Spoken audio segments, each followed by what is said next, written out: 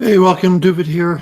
I'm going to be streaming chess.com Arena Kings, the Monday night Arena King very strong tournament. Kura Nakamura's playing in it, some of the top players on the internet. So, if you saw, I've been doing pretty well in these, but this is the big tournament, so I stand very little chance. But I figure I'll still play, so people will be able to see how I stack up against some of the top players. Should be fun, should be interesting. And I have the link. Like if people want to chat or ask me questions, be active in the chat, or if someone really wants to talk while I play. Otherwise, I'm going to try to talk through my playing. So you can see the screen. You got Kura Nakamura, best internet chess player in the world. I'm rated 2,000. He's rated 3,158. Gives me basically 0% chance. Some other players, top players in the world, Hans Niemann, I am Rosen. Him I might be lucky and get like a draw or something, but so there's substantially quite a few players. You could see I'm down on the list, 22nd ranked, and probably more players will come. I'll be further down. So usually I come to these, I'm like top 5, 10 ranked, and so here I'm all the way down to being ranked at in the 20s, and that's going to go down as more people join. So it should be a fun tournament. I'll try to talk through kind of my strategies, what I'm trying doing. If anyone's friendly in the chat and wants to talk while I'm playing, you could message me. I'll consider putting the Hangout link in the chat. Right now I have my earpiece unplugged, but these are 3-minute games, not your 1-minute games. So you get a little bit of time to check the chat and talk while I play and try to explain what I'm doing. Won't have time to look over the game. Now I'm down to 26th. A lot of ranked players, see the red titles, the titled players, grandmasters, international masters, FIDE masters, national masters, a lot of stuff in the chat.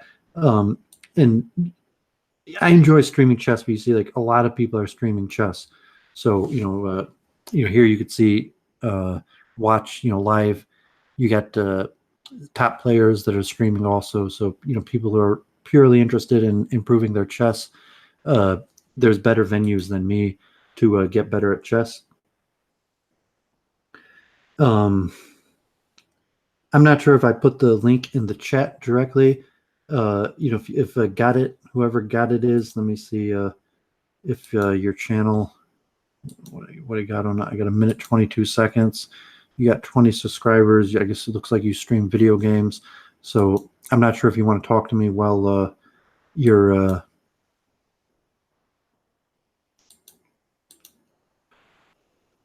while I'm playing, or someone, preferably who understands chess. Carlson, well, Nakamura's here, so like Duvid stands no chance in this tournament, really. See, I'm down to 31st. I'm ranked 31st, so there's 30 players better than me in this tournament, and some of the players better than me are literally the top players in the world. But anyone who enjoys watching Duvid or see me playing chess, you see that I'm competitive, just like random players.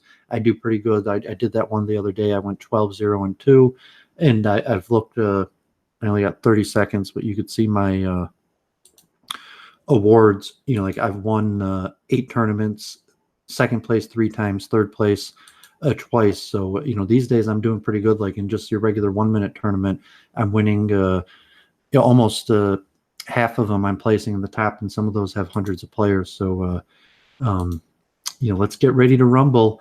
10 seconds and we're off. So you're gonna see Duvid probably get beat down by some of the top players in the world. Top players in the nation. Should be a little fun, and like I should place more than half. I should first game I played about some of my own rating.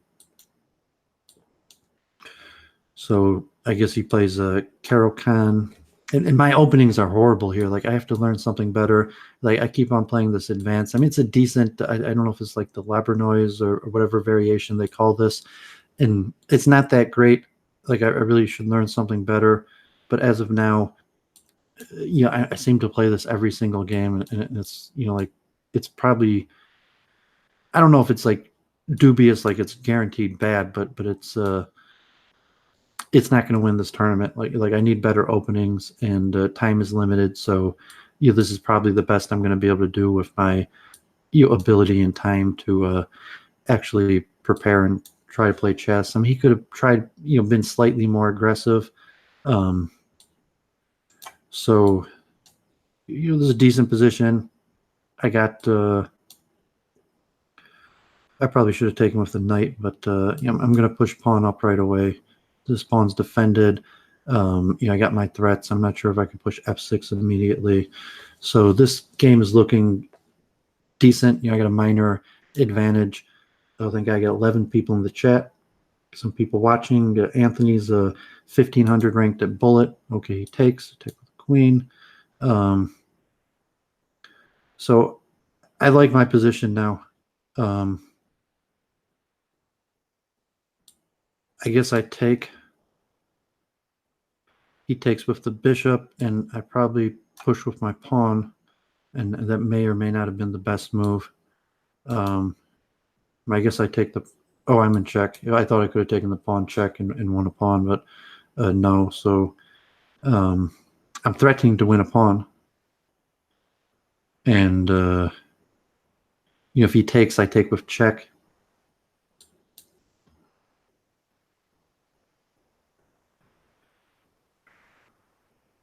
I guess I could win a pawn. It may not be enough. Take, queen takes and takes the pawn. He could grab the 7th rank. That may not be enough. So I should probably grab the 7th rank. If he takes my rook, I have to take with the king, not to hang my queen. And I got some back rank mate threats. I'm not sure. I'm not going to be able to analyze these games, so I'm not sure exactly the situation here. If I'm better or worse. I got a small lead on time. Slightly advantage in pressure. Okay, he takes. I got to take like this. If he, he's got to be a little bit careful. So he could check me with the queen. Okay, he goes like that, and that gives me the 7th rank. So he either has to go here to defend the pawn, then I'm going to win this pawn. So I think he was in a little bit of pressure. He's probably scared about the back rank mate. And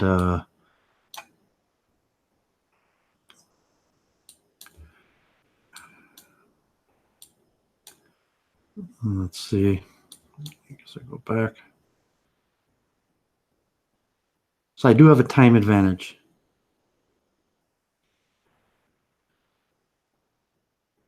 Okay, I guess he's threatening check and then to pick off that pawn. I may have messed this up. When you go king here, and then I guess I got to go here. I didn't play that well. Now he's going to get this pawn. If he goes down, I could. Okay, so one thing I need to do is keep my time advantage. I maybe should have brought my king this way. Got to make relatively instantaneous decisions, and so this looks okay. I don't know how he's going to defend the pawn. Okay. Yeah, unfortunately, I'm going to have to let him have that, and then king here. So unless he's a speed demon at the end, yeah, I should just be able to win this on time. So go here. Next, I'm going to play rook here, pick off the pawn, start running my pawn, and think I should be able to win on time. I may be winning on the board too. I'm not sure.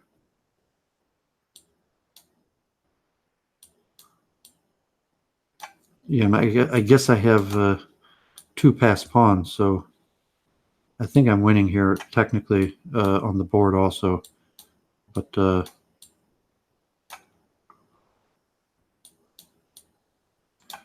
going to be a little bit careful. Oh, he lets me queen. Yeah, he messed. Okay. So I beat the guy. He was about my own strength.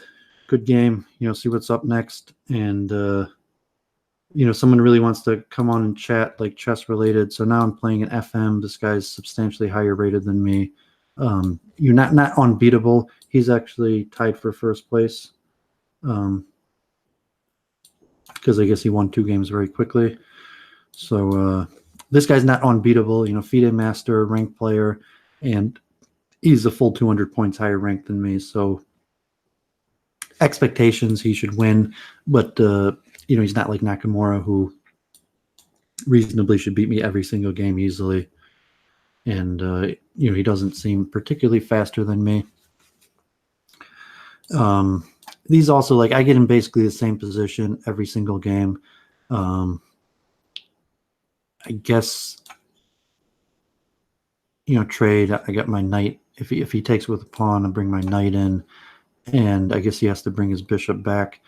So I think I'm relatively okay with the way that this has turned out. So either he has to let me take his bishop, which will be good for me. That's his good bishop, or he's got to clear that file for me. So I think I just check my earpiece. Okay, so he's letting the time run down. So he decides to let me take the bishop. I got to make a good decision. So I mean, probably he's going to castle queenside, and he might have some chances of a kingside attack here. I got a little bit of a time advantage, but not substantial. And so he waits to castle. I may have ruined my chance. So that pawn move may not have been the best. So I guess I play pawn here, and this may or may not be the best way of going about it.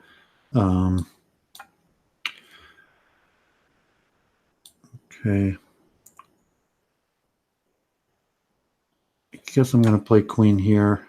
I could bring my bishop around to there. Thank God I got his dark square bishop off. Like that's very advantageous.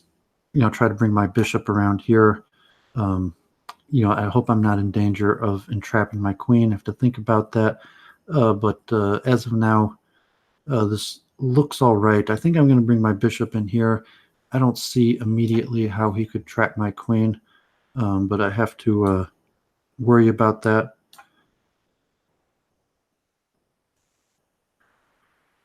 Okay, so now he's threatening to trap my queen, but he gives me this square, so now I'm actually 2 times on this knight. He's got to go back. I can't go pawn here to double defend because then my queen would be trapped. I probably have to retreat my queen. And he takes if he wants. If he doesn't take, I could probably push this pawn. So probably push the pawn. I got to worry a little bit about him playing there and capturing the file. So I'm not sure if I'm better off taking and letting his knight get in there. And maybe I'm in a little bit of trouble here. So I go here. I'm threatening this pawn, although, okay, he takes the bishop. That probably means... So if I don't take with this pawn, I'm going to lose that pawn. So unfortunately, it's not looking that great for me now. Although, he could be blocked on his own file. So, as of now, okay, he takes. I basically have to take or I'm going to lose the knight. I have to go here. I mean, he could check me, and then I'm not sure if I want to nibble the pawn or I have to go back. I mean, if he gives me a move to move my rook here, I might stop talking as time ticks down. So if I'm lucky, he's slow in the endgame, and I'll be able to play quick in the end. So I better cover the file. If he plays knight check, he probably could get these doubled pawns. I'm threatening. Okay, I'm going to take, and I think I bring my knight in here. If he, okay, he goes there. Oh, okay. Like I'm in a little bit of danger, but I'm not sure if he has anything. Like if he pushes the pawn, I have king takes this pawn. I got to start moving very quick. So he probably has to take the rook, or else he's going to be in trouble. And I might be able to nibble this pawn. And so if he's slow, I'm going to be able to win this on time. And his position may not even be better. You know, he's in a bind because he can't really do anything. So thank God I've got up in time right now. I'm pretty happy. So let me just try to nibble this pawn. Okay, he goes there. I'm not sure that helps him. And he gives me the second pawn. I'm not sure why he did that. So now I'm just up 2 pawns. I'm threatening pawn here. Oh, that was probably bad. Okay, I think he probably could have taken the knight, but he doesn't do it. Threatening to trade off the rook.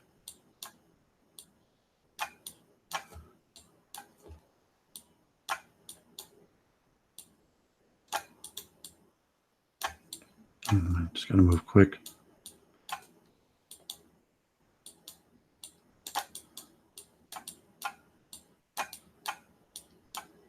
Oh, man, I walked into mate. Horrible. I fell bad in time, and I walked into mate there. That was pretty bad. So anyone watching, that guy got pretty good mate on me. Like, you know, like that was a nice beatdown. Good job. You know, I had an advantage. Oh, this guy's playing bad opening. He's got bad time. I mean, his rating is 1903, but you know, we'll see what happens. I mean, I guess it's not guaranteed victory, but you know, it's not the greatest opening, and he's got a really bad connection. He's only got 1 bar. You know, so that was a good game. You know, saying that was a good game. Like I fell for a horrible mate there in the end. Props to that man who beat me. And he wasn't watching. That was pretty. You know, props to that guy. I self-mated myself basically. You know, like I was up a piece. I saw the time ticking down, and I kind of just didn't know what to do, and I wanted to make a move quickly, and I basically self-mated myself.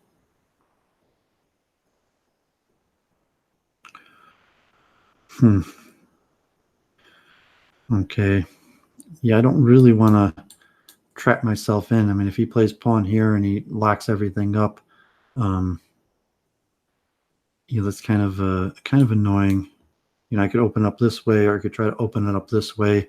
He's got a slow connection, so you know, it's a thing to think about. That you know, could be I could just play relatively conservatively, and he's going to be in trouble because of the time situation. Okay, he lets me play there. I'm threatening to take this pawn undefended. You know, if he could move the knight in. I guess that was obvious that was what he was going to do. So that was probably a bad move on my part. So if I played bishop, you know, that was unfortunate. I messed that up. You know, that was unfortunate. And I'm just like, looks like I'm losing this pawn for nothing. Okay, I'm going to go there. If he takes the pawn, at least I'll double take on the knight, and you know, possibly get my bishop on the square. And if he plays queen takes knight, at least I'm not going to lose the pawn immediately. But you know, unfortunately,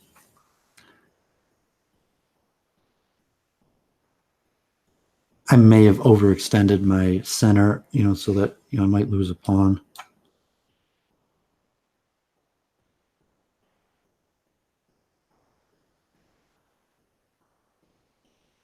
I guess I'm looking okay here. You know, I'll bring my rook to the file. I'm not sure if I should play there in black or if that's even a big deal. I'm going to go like this. Double. If he pushes the pawn, I could probably bring my knight in here and threaten on this pawn. Okay, that just gives me a pawn. I mean, he could play knight takes pawn, but then I attack his rook, and yeah, so he has misplayed this. Now I'm just up a pawn. Thank God.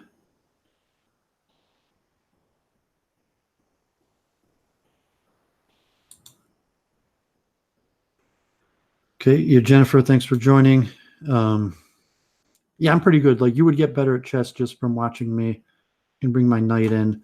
Although, as I said, like, there's these better players out here are also streaming, and they're significantly better than me. So, unfortunately, say if your desire was just to get better at chess, uh, there's better venues than Duvid. But like, I'm definitely competitive. Even internationally, winning the basic tournaments. I was a junior state champion, competed nationally as a kid.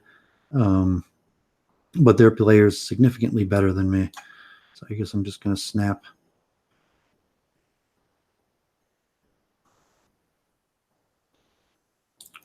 Take again. I got to come up with a strategy here to win. Okay, I'm just going to come back. He wants he checks. Oh, you can't even check. I didn't have to come back because my knight's covering that square. But he's significantly low on time. So I could just pawn there is a good threat. Yeah, I mean, it's basically all she wrote. Like, he could survive a few more moves, but yeah, I even do pawn check here, and he either gives up the queen or just take his rook. And even there, queen check. It's almost over. Check there. And this mate next move. Okay, thank God. 2-1 here. Good game. So now I got a strong player. So I'm getting kind of like 1-1 where but the players I'm playing better are significantly better than me. This guy's from Germany, and he's a full 400 points higher rated than me. He just joined, so he has 0 points in the tournament.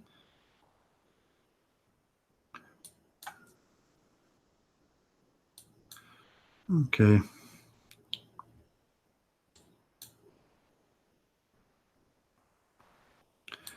I get into these type opening situations. They're not really that great. This may be okay for me. I mean, he's got some pressure that he could take this pawn, and if I try to hold it, he pushes right away.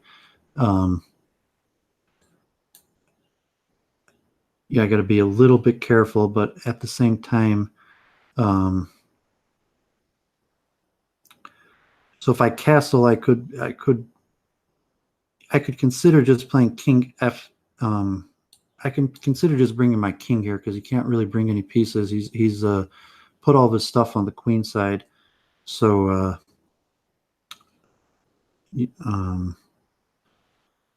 just a simple count. I got 4 pieces defending it. He's got 3 attacking it. However, he could take the knight, and but I got to do something. So I'm going to try to get pressure back on the king side. Yeah, I'm not sure how dangerous it is to have my king open. He's definitely got what to play for here.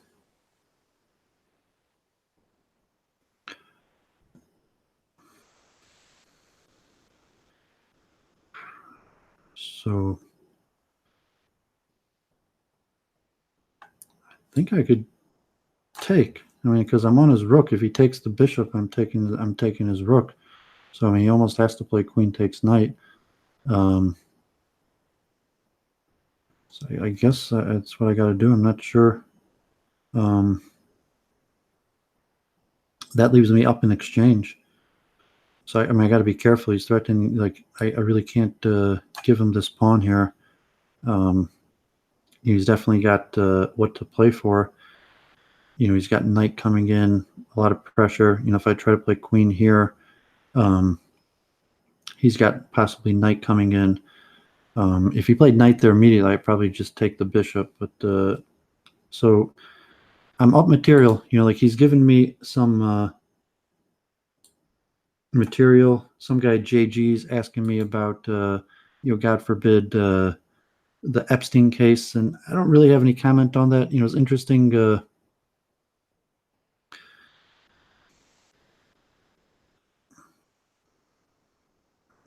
I really can't afford to give him that pawn. I mean, he could check here and win that pawn.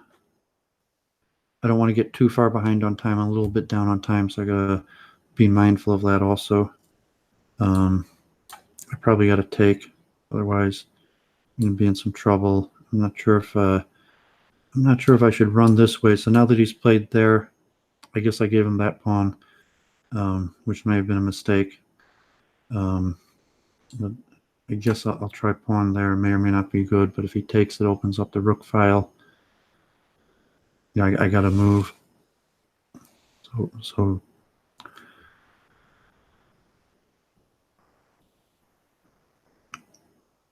I guess I got to play pawn there. You know, it's pretty wild. You know, like he might have good mating chances. I'm not sure how safe my king is.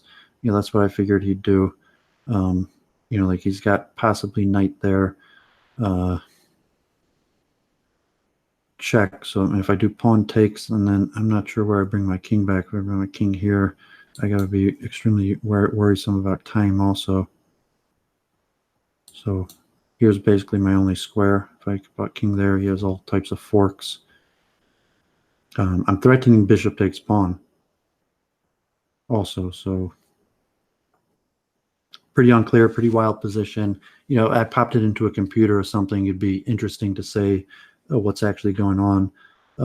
But, you know, relatively for this guy being 400 points higher rated than me, I guess I should go there because I'm pinning his rook. I mean, I'm in a little bit of danger. He could just move his king, but then I might have mate threats. I mean, I gotta run this way. I could have played queen check there. That would have been disaster. Queen check there would have been mate. So like, unfortunately, I had queen there. It was game over. I mean, still he didn't do anything about it. I don't see how he stops this. So thank God I beat this guy, a FIDE master from Germany. It is over. You know, that was Puzzle Rush. He resigns. Thank God. Duvid knocks off. I think that's the highest rated player on the server I've ever beat. So anyone watching, that is Duvid's greatest victory in the history of me playing. And that's the highest rated player I've beat. FIDE master, officially, you know, recognized world competitive player from Germany, and Duvid just knocked him off. Thank God, praise the Lord. Okay, and just got the spawn back. This opening has worked out well for me. So I'm even on a little bit of a streak here that I've won. You know, this point I've won a few games in a row, and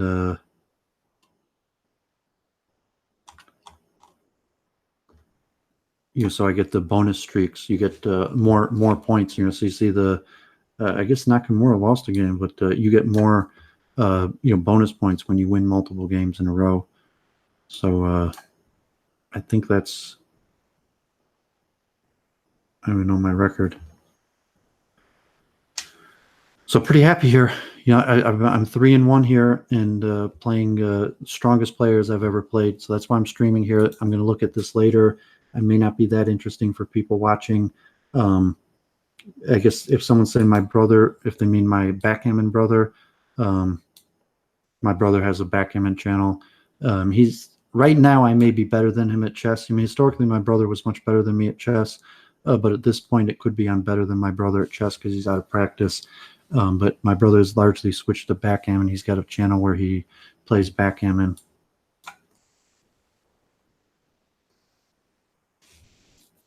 I guess I like my position here.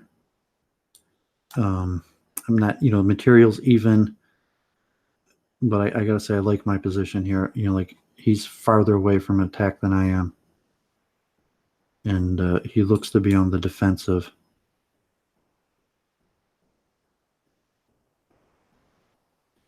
Okay, so I mean, he could take that bishop. It doesn't necessarily bother me. I guess I just keep running these pawns. Okay, I'm not sure if that helps him. You know, and to bring his queen over here, not even sure it helps him. And he could be in some danger here. So I guess I'm got to open it up. That may not have been the right move.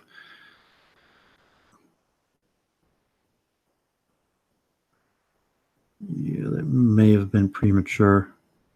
So I guess I'll go here and just try to open it up as king. You know, if he opens, his king file's open. If he takes the rook, you know, I could take the pawn here and open it up on his king. So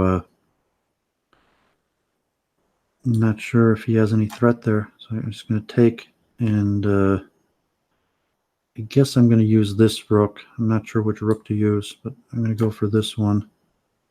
And you can bring the rook in, and I'm not sure which way to go. I think I'm going to bring this knight in here. Yeah, I have a little bit of a time advantage. Material's actually even here.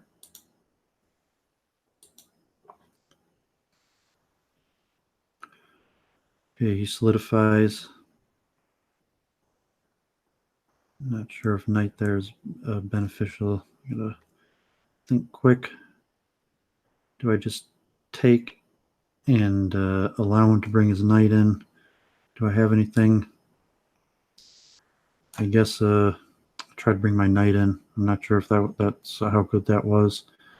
I mean, if he pushes the pawn to try to stop me, I get my knight in bringing this way. You know, knight here, I'm threatening some stuff. Yeah, I got the time crunch here, so it makes these games interesting. So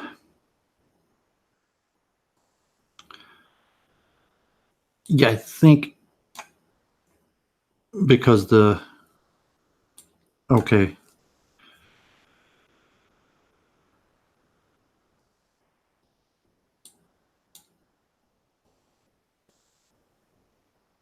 Okay, sacks the exchange. I guess I pushed the pawn. That could be harmful. You know, he's almost got to trade rooks, and that's gonna. Okay, I gotta be quick. I guess queen here. I'm threatening the rook. He's almost got to exchange, and I'm giving my. Okay, he just doesn't do anything about it. Okay, that's over. Okay, thank God. I'm in 18th place. You know, Duvet, I'm up there with grandmasters, and they give me a weak opponent. They let me pair me up against a 1500. And he's actually got quite a few points from Egypt. I'm not sure about this G6. You know, I like my position. So thank God I got a streak going here. Even the game I lost against that player, like you know, I had a good position that game. So I gotta say, thank God. You know, I'm very happy with my performance here. The only game I lost, I was actually doing very well that game. But you know, never let it get to your head. It's pure instant calculations. So I'm not sure about that. I mean, he's still in a pin, and now I got 3 pieces. How does he defend? Quick victory here would be extremely good for Duvid. I don't know, where's Nakamura here? What happened to Nakamura? I don't see him on the top here. He's down in 24th place. I mean, he's 3.5 out of 4. So I'm actually ahead of Nakamura. I mean, that's not going to last for long. But you know, look at the scoreboard. I'm ahead of Nakamura. Thank God. I mean, if I played him, he would beat me, but we're probably not going to get paired, and that's just the free piece. You know, I got you know, there's rook here, bishop here, on there. Like I say, this is looking good. You know, like I should be able to win this one easily. If he doesn't, you know, he moves his bishop. But I'm just up a piece for nothing. I'm going to play pawn there. You know, get on this square.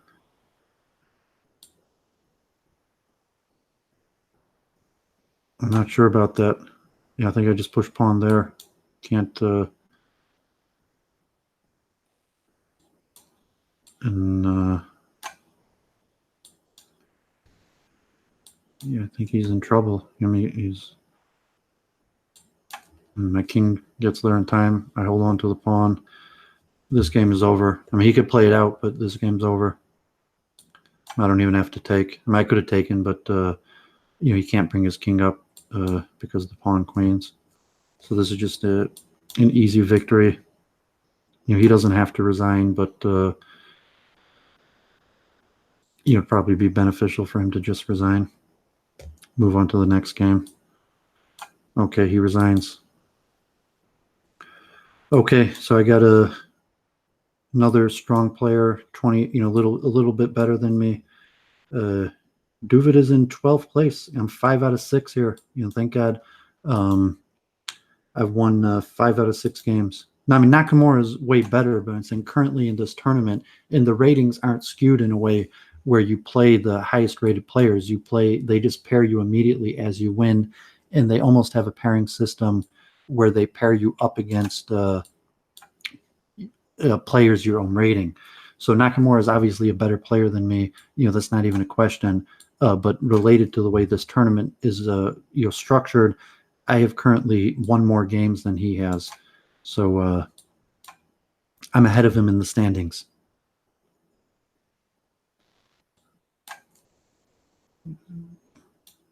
Okay, queens are off. Yeah, I guess it's a little bit annoying. He gets pawned there quickly. Okay, so he could have played pawn there right away because my rook was hanging, but he doesn't. So I could play pawn here in g4, and should be in okay shape. I think I could play knight here.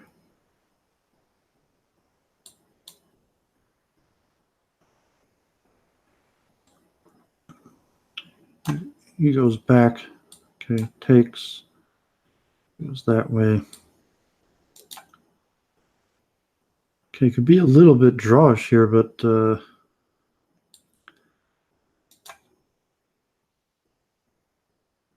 I gotta say I don't see any problems with my position here. I gotta say, I don't see what he's gonna do. I gotta come up with a plan to try to get an advantage. I'm not sure pawn there is going to be, a good break for him. I mean, so he castles. I guess I could bring my bishop back and kick his knight, tickle his knight, and try to win this pawn. I gotta say I like my position here. So I don't see how he defends this pawn.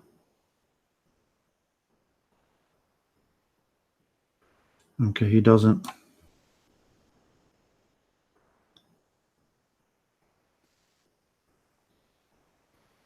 I'm not sure that helps him. He just gives up a pawn. I'm going to play bishop there. That's a rook. That's not a move. No, that's not. That is not looking good for him. I probably shouldn't. He resigns.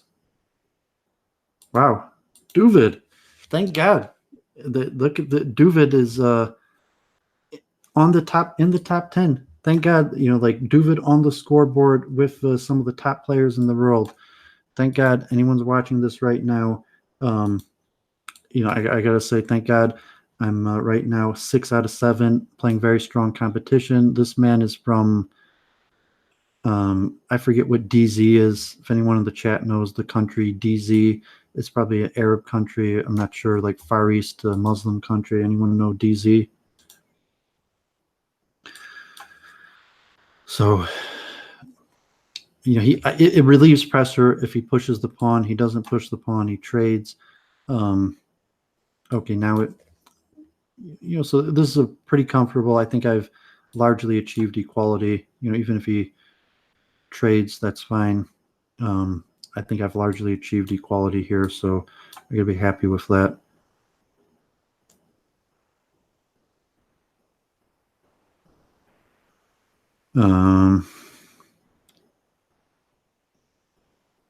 Yeah, I guess I'm just going to castle into this.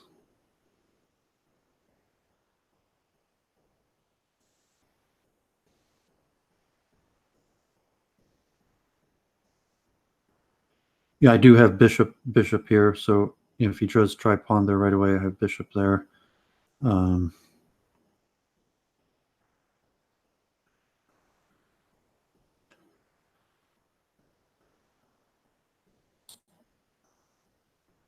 I'm going to try bring my knight in.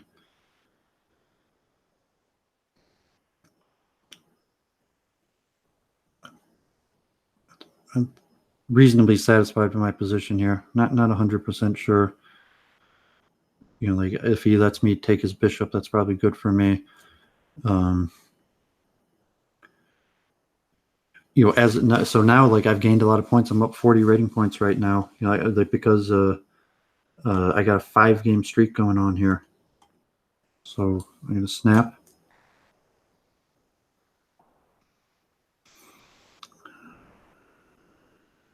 So I guess I probably should take. I'm not sure if I should take or try bishop there. I want to put my knight on this square. I'm not sure if long term it's a bad idea. I could try putting my bishop here. If I should, I guess I should probably prevent him from castling. Bishop there. It's another defender on this square, prevents him from castling.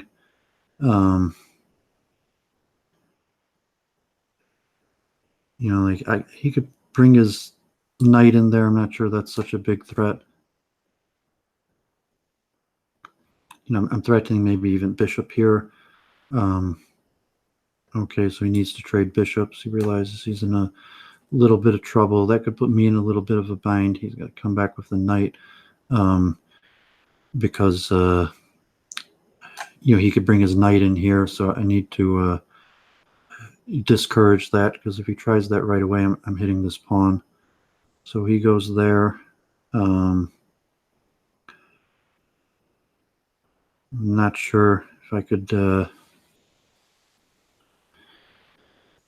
If I should bring my knight backwards here, or if I have something. I'm not sure. I wish I had better than that. If he castles, he's still in a little bit of a bind. It's a good defensive move. It hits this knight. I'm threatening to bring my queen in, so I'm satisfied. I might have a slight better position here. He castles. He gets his queen to safety, king to safety relatively. I'm threatening to win this pawn. Bishop takes knight, and then this pawn would be hanging. I have the file right now. His knight is pinned right now.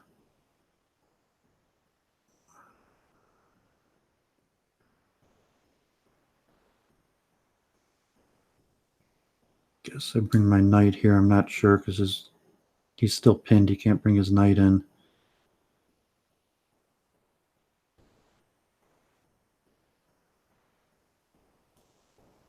If he tries to go after the file, he's got to worry about this pawn. I'm not sure. I guess I play here. If he takes, I take with the rook.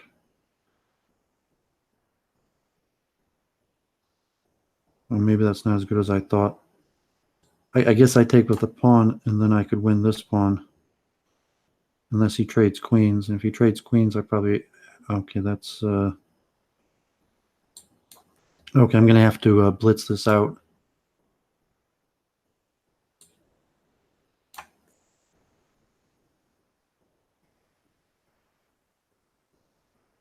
So, rook here, I'm on this pawn.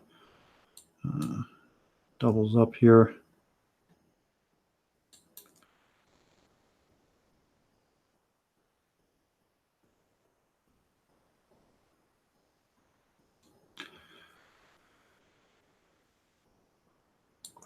He seems a little on the slow side, but that's a good move. Like, I just gave up the pawn. I mean, he takes it, I take this pawn. Gotta be careful.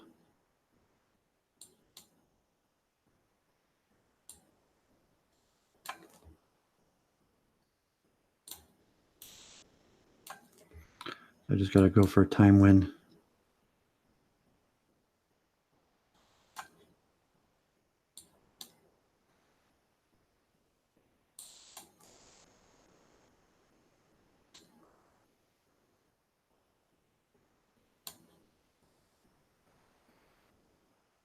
I should be able to pull out a time win here.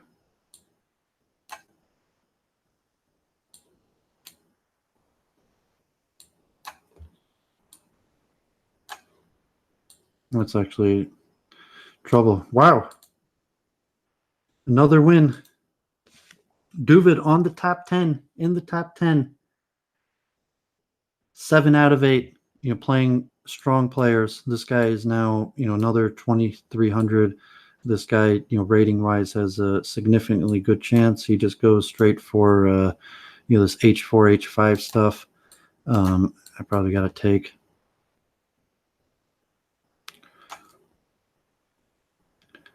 Forget, sometimes it's difficult to know exactly what to do against these, this strategy of his. I think I could, allow the queen trade here. I'm not sure.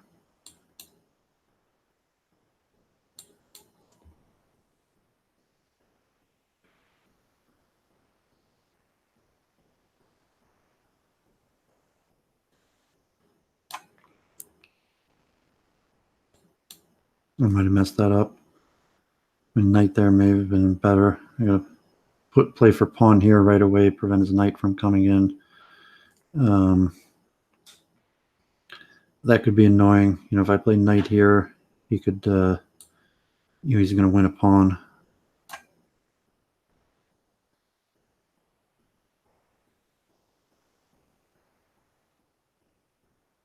So he probably just he doesn't take the pawn. I mean, it was a little bit, I thought maybe I had something with the rook there, but I guess he gets scared and he doesn't take the pawn.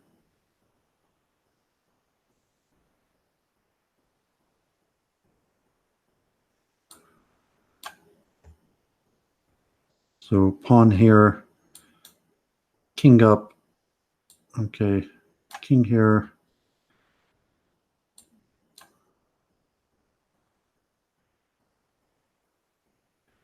I'm actually up on time too. A little bit careful. Like,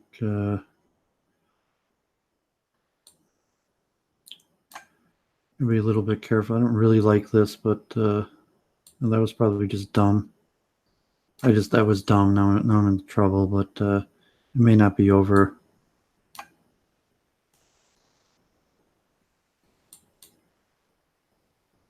Oh, yeah, now it's over. Okay, I'm just going to resign this to get a new game.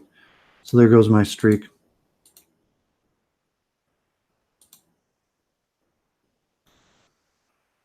Okay. And I get a higher rated player. This guy's 2,600 from Russia.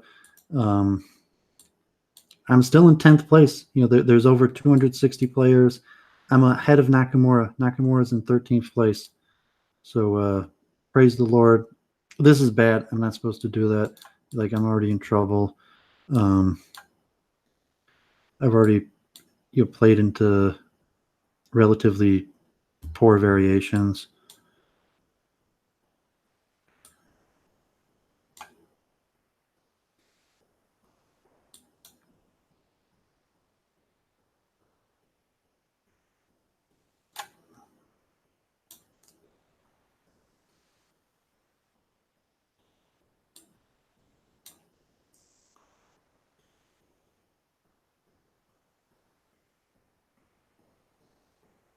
I just played horribly here.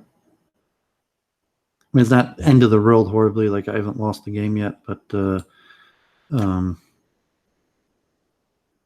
I've put myself into trouble for nothing.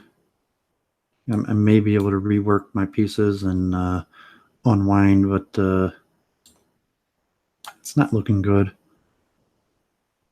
And I don't know. I can't really stop him from pushing that pawn. I don't even know what to do. I guess I really gotta try to stop him from getting pawned there.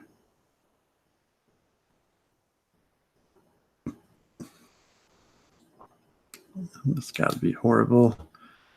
I don't know what else to do.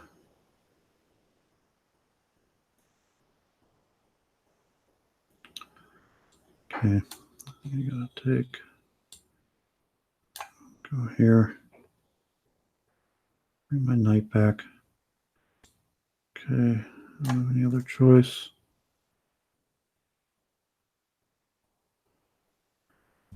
So surprising is not the end of the world here. Like I didn't like the way that was going. I guess I really have to take. I don't know if queen there, how good that is. I guess obviously give my a breathing square. I have my knight on it, so I'm not so sure about his strategy there.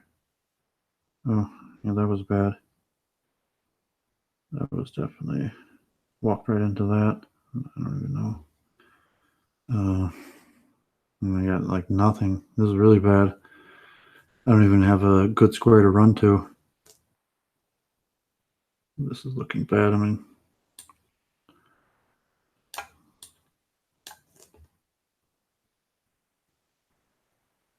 but all end of the day, I'm still only down 1 point. So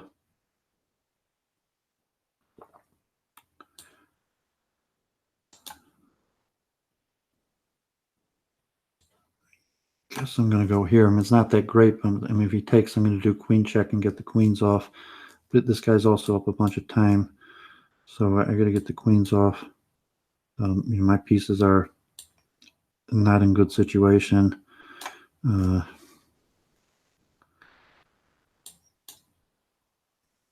Like I'm barely holding here, though. Like I am somehow barely holding.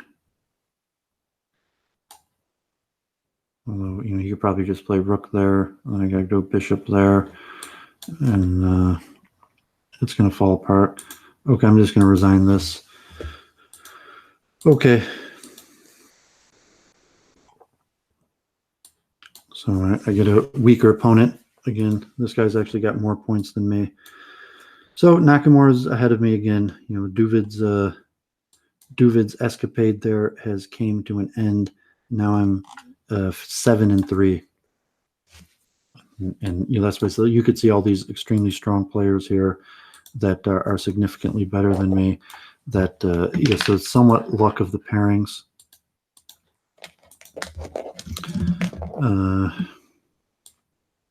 Guess I'll just castle. Not sure what's this flag? Colombia. I mean,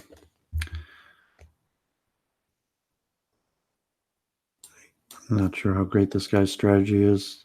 I guess I'll push the pawn. I mean,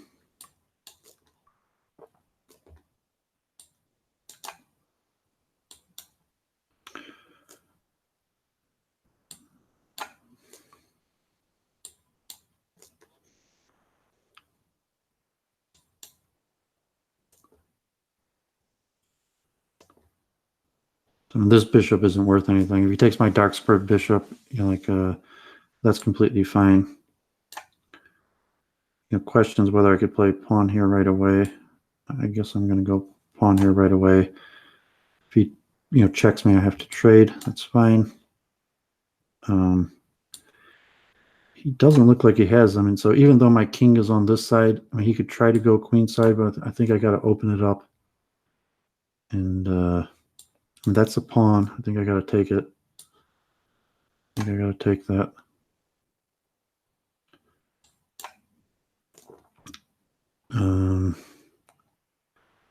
Probably here is safest if he wants to get the bishop off. I think I just run my king this way. And I got to pass pawn. He doesn't, I mean, check is, he doesn't have.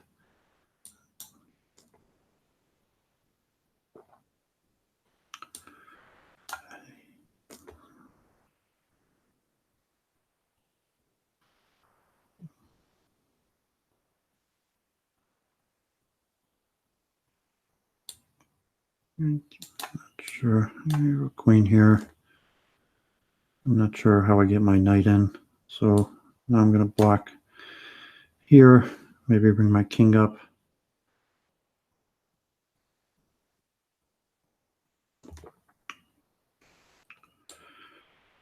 So if he takes, I'm going to have a lot of pressure here. So I mean, he could win the pawn, but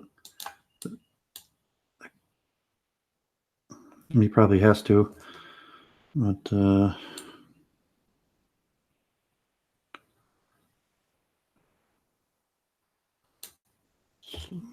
not sure if I have anything. I'm better off trading. I mean, may or may not. I'm not sure how good that is. I'm not sure whose king is safer.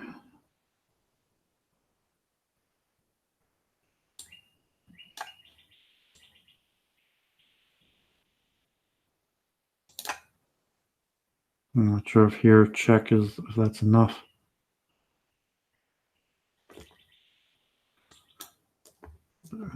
Try to be safe.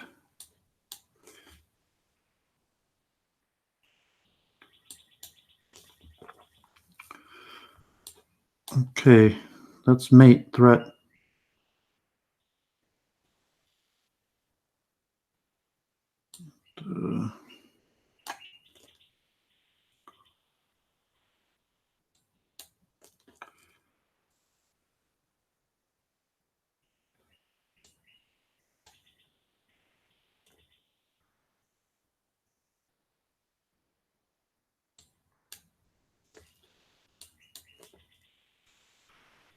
I'm way down on time. This is annoying. Okay, I gotta.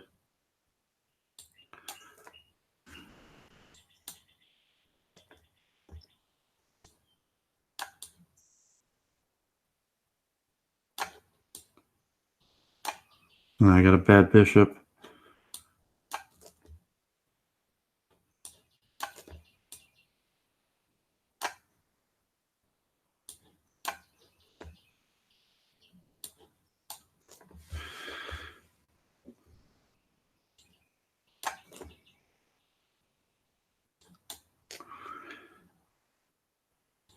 I'm not sure if he's going to be able to flag me. I'm going to be lucky to draw here.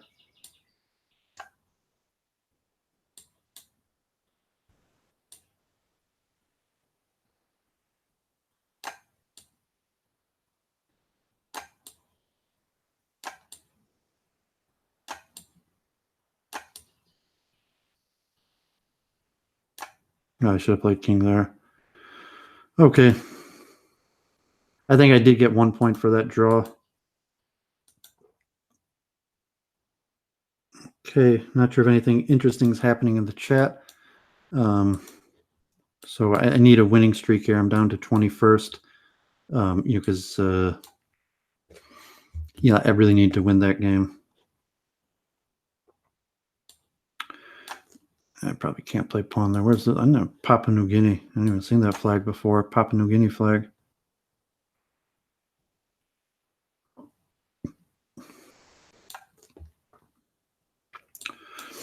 Okay, so he lets me untangle. Try to find good squares for my pieces. I'm not sure where the best squares are for my pieces or what my strategy should be.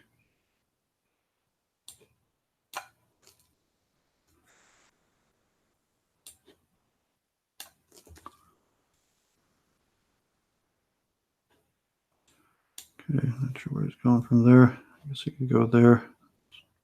Can't stop him. Knight here. He'd run back, but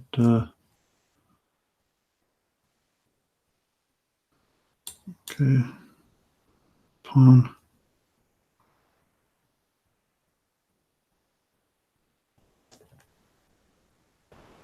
Okay, come back.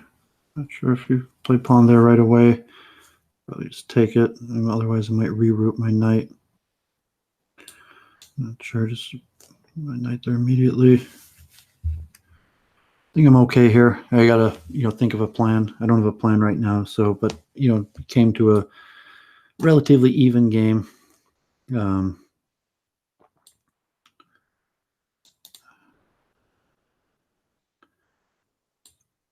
I guess. He could play knight there, and I gotta bring my queen back.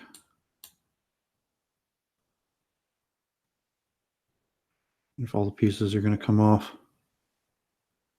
probably gonna push them, and I don't want to give him the check. Oh, that was bad. That was why I should have played here. I just walked into a check, but I guess it's okay. Okay. I'll probably Probably could have pushed. I probably should have pushed the pawn.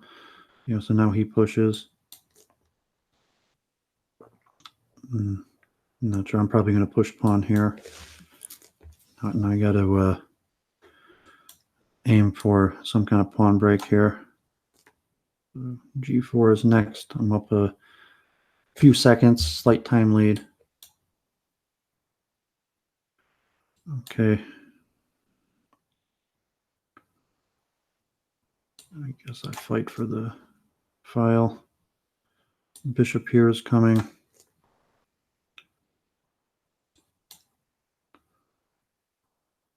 So threatening this pawn. I'm not sure how he goes about defending it.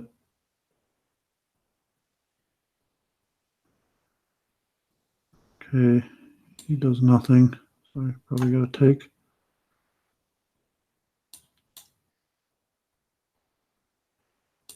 Okay, I got to take. I'm not sure. I think probably here is best. And he's going to put his bishop somewhat where he wants to go, but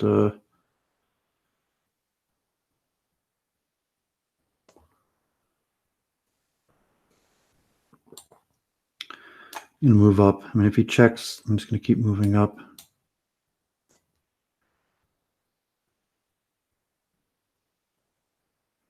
It looks like I could do more damage with these open files than him, so relatively happy with this position, but it's by no means conclusive. So I guess I got to threaten there. If he trades the rooks, okay.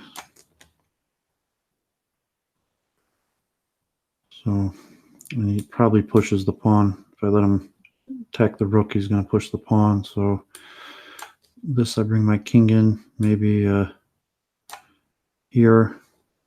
I guess I push my pawn.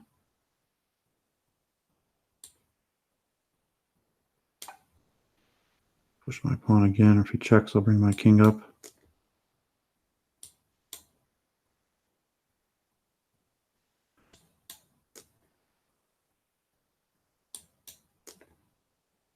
Just going to keep pushing the pawn. Yeah, I'm pretty happy. Like his time is ticking down. My pawn's faster than his. Go this way. Here, I guess I'm going to push the pawn again.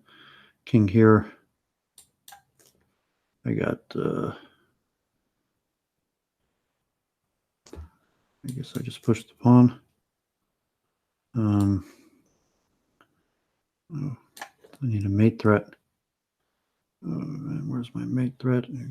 I go, yeah, I guess there, knight check there. Yeah, okay. That's pretty painful. Okay. He plays on, but it's basically over. It's mate and mate. Okay, thank God. I did a streak there. I hadn't won a few games there, so I got a win there. Hey, hello. Yeah, thanks for joining. I like debating. That's what I do. But chess keeps my mind sharp. Chess is just a kid's game. The debates, you could take an esoteric approach to like what goes on, truly like if chess has some sort of like higher spiritual function. But end of the day, chess is basically a kid's game or just a game. I coach kids. Obviously, people follow my YouTube channel. That's one of my major activities.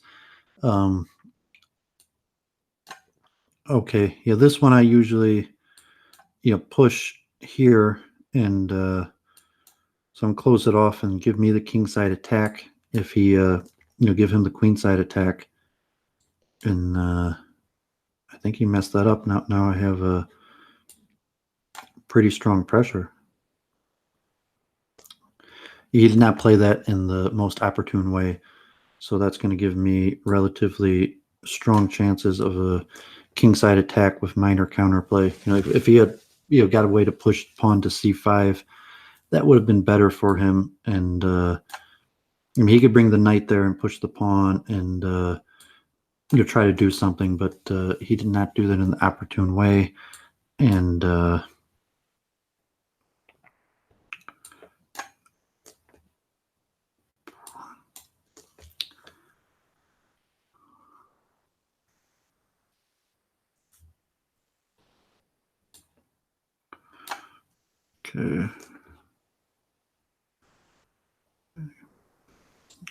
come up with something.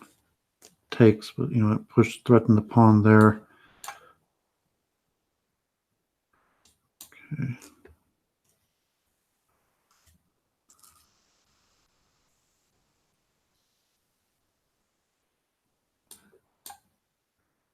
Knight here. So I'm not sure. And if I play knight here, I think I got to do this. So this is a pretty wild game. Stuff all happening all over the place.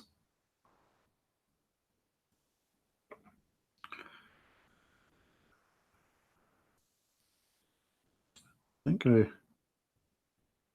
I could play it here. I'm not sure he, like played that the best, because now I'm going to take his rook. I got to be a little bit careful, but that's an exchange. It's not game over, but be a little bit. I got bishop here.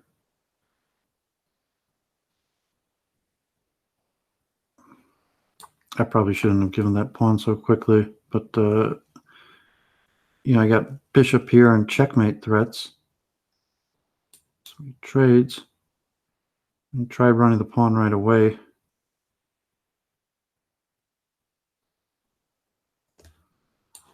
Let me give a few checks.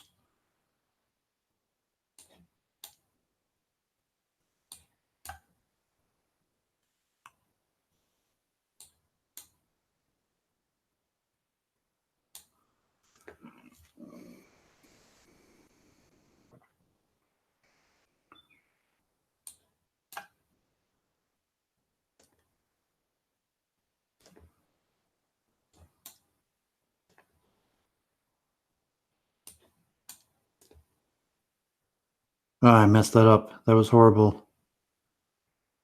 Yeah, I messed that up. Now I gotta play it. I gotta be lucky for like a tying win here, because I just don't have pieces.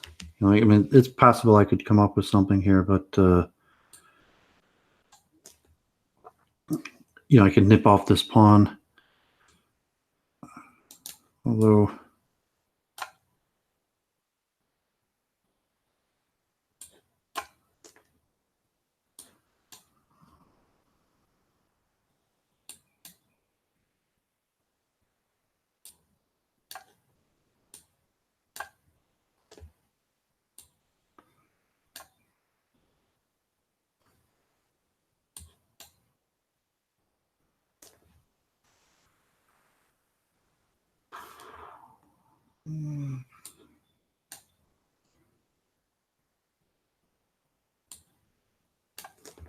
I messed that up.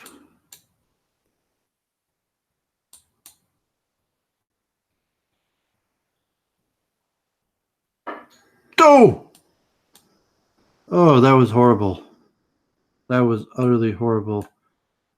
And that's oh man. I was definitely doing good there, and I fell apart at the end. That was pretty bad. Yeah, my brother's probably better than me at chess. Although he hasn't played in a while, so if my brother was playing this right now, I'd almost definitely be better than he would be doing, because he's out of practice. But yeah, my brother had been a strong master, and I had only got to expert. But I've been playing a lot, quick chess. I'm pretty sure that I would be performing better than my brother right now if he were playing. And my dad actually started playing again. Like, people who remember my dad as a chess player, so he started playing online again, and he's way out of practice. He'd probably have a hard time being 1500 or something from just being out of practice. And I misplayed this. I played the opening in a way I didn't want, because the I didn't rebound properly from the defeat, so so I'm basically nowhere in the standings now. 28th. I'm still in the top 10%, so I'm not going to complain, and I'm up quite a few rating points also.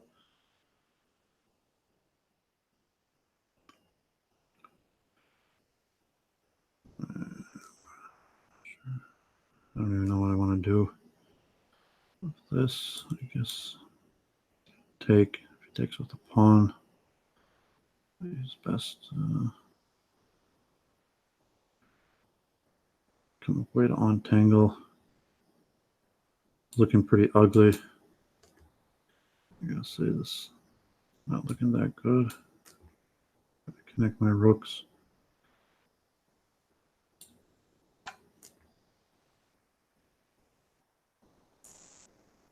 Lucky to get the queens off. And I gotta get those queens off.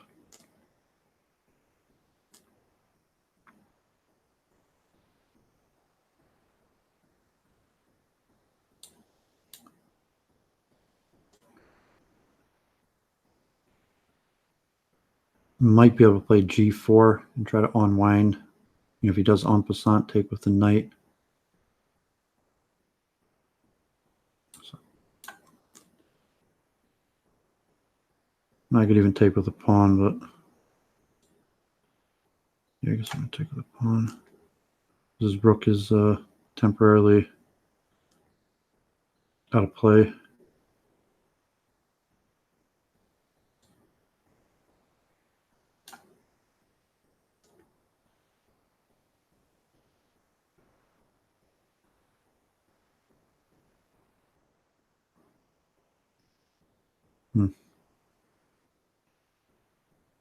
Not sure. Pawn here is good.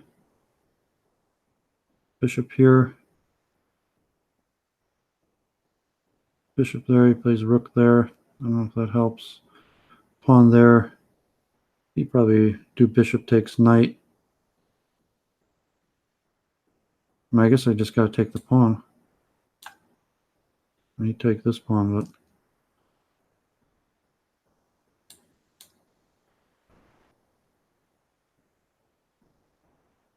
I'm not sure if he just gave me a free pawn. And he might, have a little uglyment, like I'm double threatening his bishop. I'm not sure if he could get away with like a rook check. My king might just run to the center here.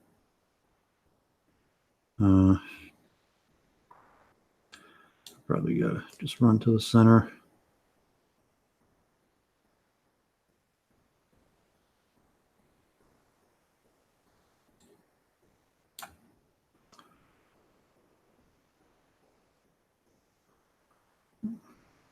Hold on to my time advantage also. And I could look like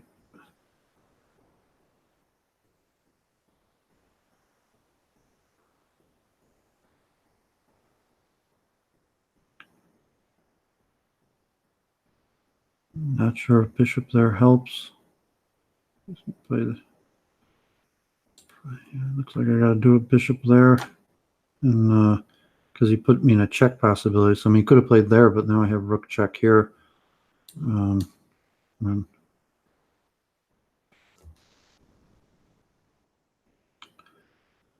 not sure if I should just take here or yeah, I guess I'm not sure. Go here. I mean, I got a pretty strong time advantage. That one is bishop.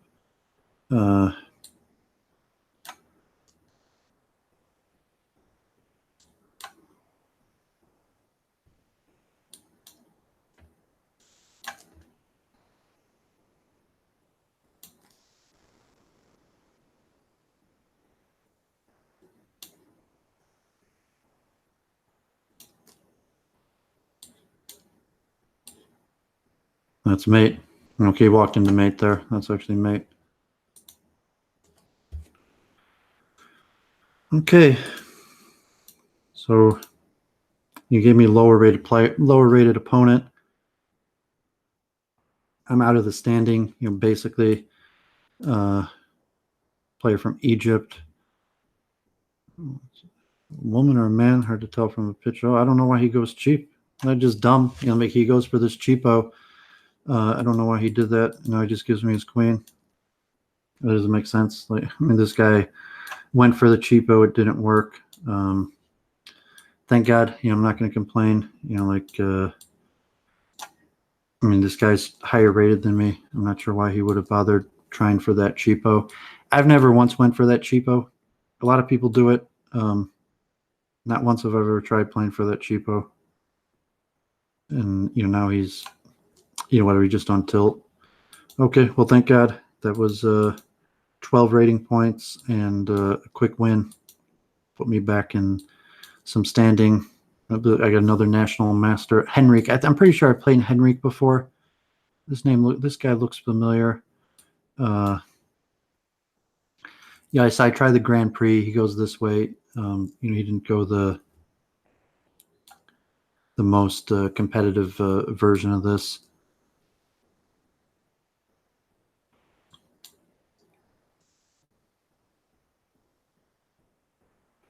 Okay, I got to take queen. So he did get the 2 bishops. I'm not sure he's going to go back. So now we just have traded right away, down to the end game to nothing. I'm not sure if that's to his advantage. I'm not sure if the knight or bishop is better. Pawn there. And go with the pawn. Keep my knight in the center. This pawn here, it's going to be hard for him to kick it.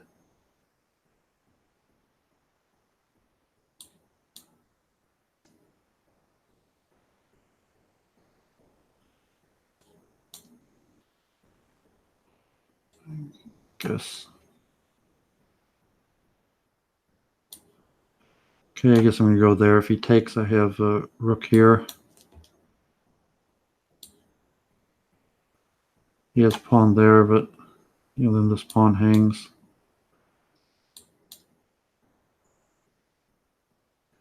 He got scared. The back rank mate. He could have went down. So now I'm just I'm up a good pawn. I'm not sure why this guy played that way. I guess I'll just bring my king in. I shouldn't have let him do that. That was bad. I guess that's not going to help. I guess rook here.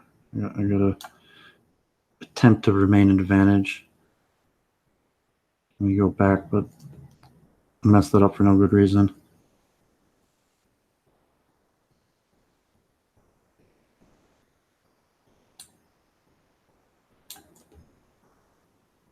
No, I really messed that up for no good reason. Let me take the pawn. Oh, I should just offer this guy a draw.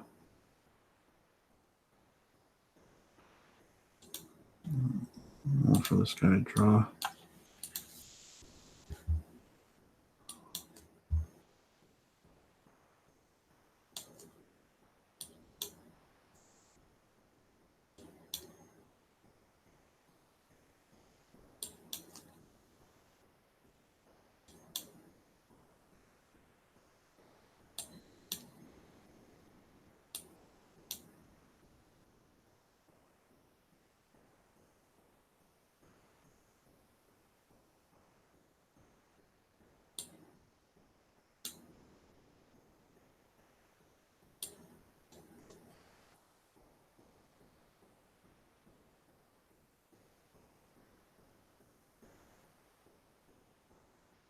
Yeah, you may mess that up. No, he's offering me a draw. Now I have a slight advantage. I think I want to play this out a move or two, because the winning streak matters. So he didn't take the draw. He tried to an advantage. I'm going to have to decline that. I want to see what he does, because the streak, having a streak is very important. That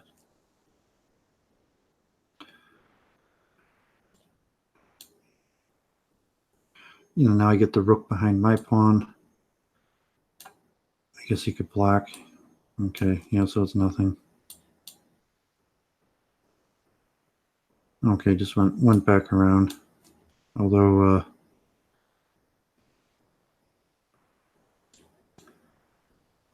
is he a pawn there?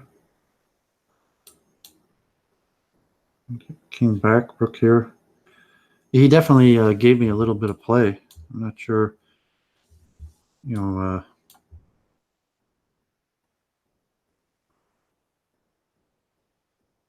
think I go pawn here, and he might be in a little bit of trouble.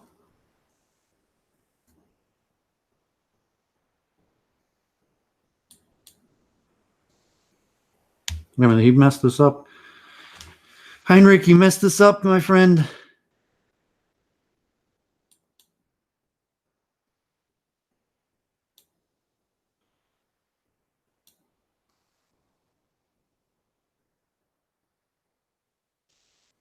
I should be able to get a time win here. I think I should get a time win here. Now, what's he going to do? That's not a move. I'm queening. That's even mate. He's got. You messed it up, Heinrich. I offered you the draw. You tried playing it out for a win, and then okay, God bless Donnelly. I think I played this guy before, so I'm back into 16th place. If I get a win here, I could be back in the top 10. Nakamura, you're going to look down, he's going to say Duvid. In fact, the picture I'm using on my profile is the picture of me shaking hands with Nakamura. I have him cropped out of the image, but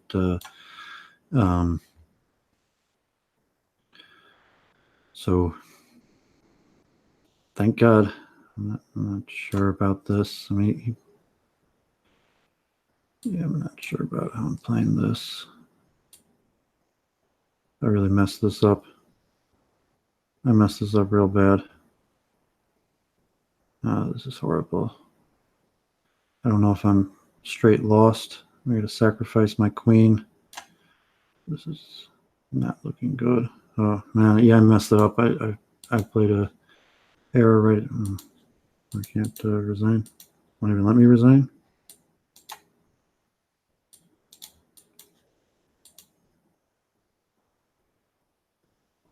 I have to play the first 10 moves. It doesn't even let me resign. Okay.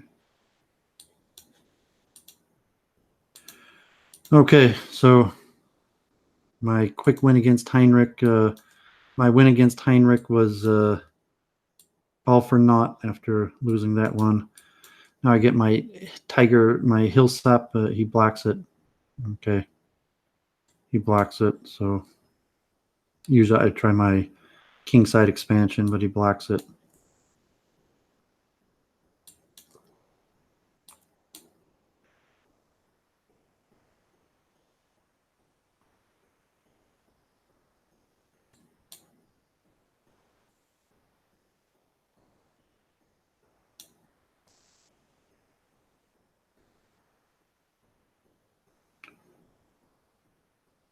This position is not really good for me. I mean, it's not the end of the world, but sure,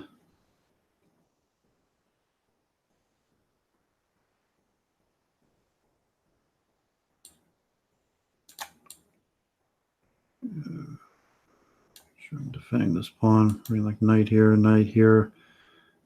If he takes, I take back with a c pawn. It relieves a bunch of the pressure, but yeah, I'm in a worse position here already. So 40 minutes left. I'd been in the top 10 for a brief period of time.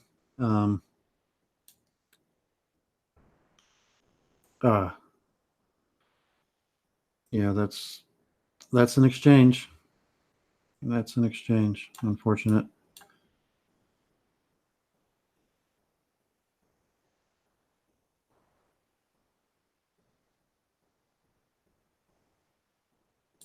Okay.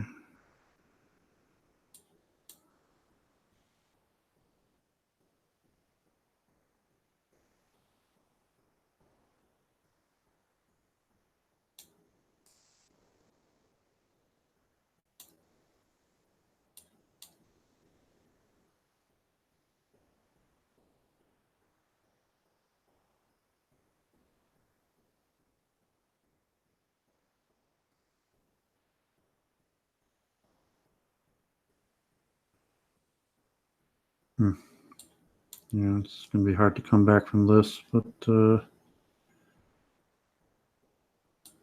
it's not completely over. Maybe give a square for my bishop or something like that, but I got to even go up. Rook coming in.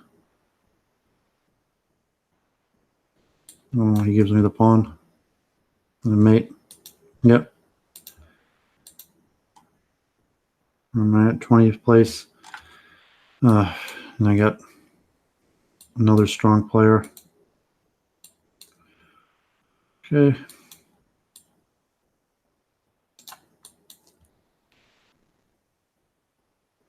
Just a transposition to the close fight between Nakamura and Naroditsky and Farouj. People who watch this regularly know these players.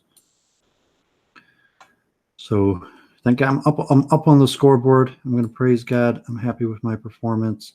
It'd be cool if I were doing a little bit better, but I'm not. I'm not sure how to play this. Let me get my knight in there.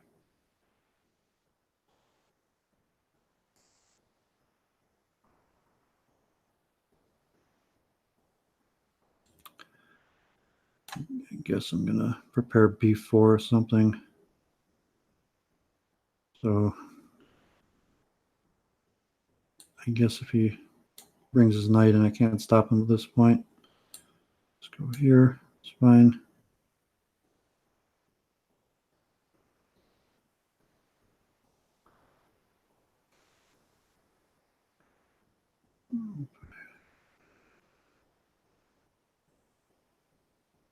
I guess I can take this way. Take this way.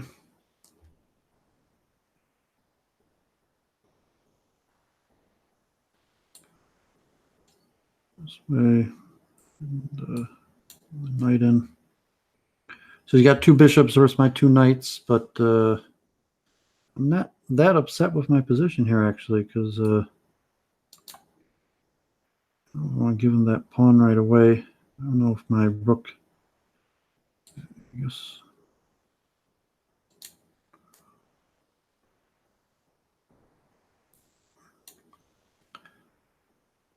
See if I don't know what to play for here. I mean, he's got a hard time. Like, he's got to keep his king in the center. Like, that's a difficulty for him. Move my king up. He's gonna have a hard time doing anything about this knight. My king side looks relatively safe here. He could try to double up here and attack this pawn.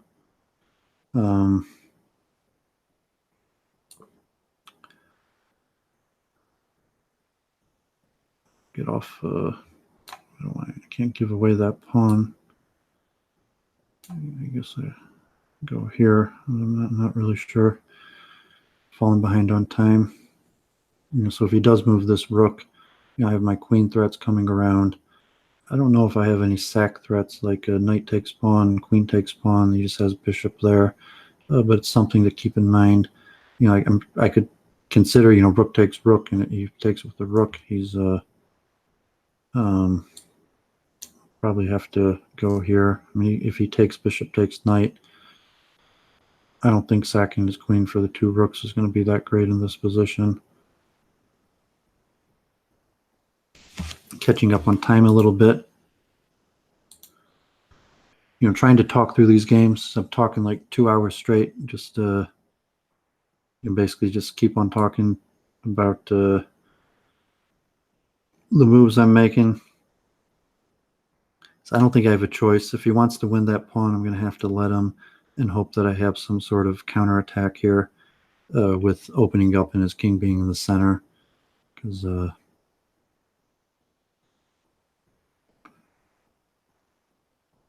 I got to play quick. I got to have a plan. I got to have some sort of attacking motive here. So Wester Babe. So I've caught up on time. Okay, he takes. Makes sense. I don't know if he takes the pawn or goes for the two rooks. So he takes the pawn. I guess I got to go that way. So unfortunately, this pawn hangs, but I'm not sure. You know, so if he goes this way to hold pressure on the pawn,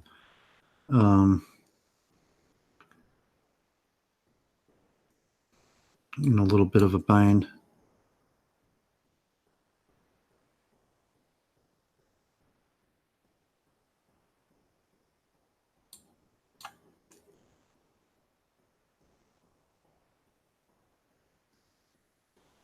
I'm not sure. Oh, nah, horrible. Horrible. I messed that up. I mean, now he's just got check and mate. Yeah. Game. Came down to the time. Like, it was close on time. I didn't know what to do. I went for some sort of attack. It wasn't good enough. Now, I don't know if there's a female or not. It was someone from China. Zhao Jingjing. It's a master, higher rated than me. I've been over 2,200, actually. I lost my rating from playing in these tournaments. And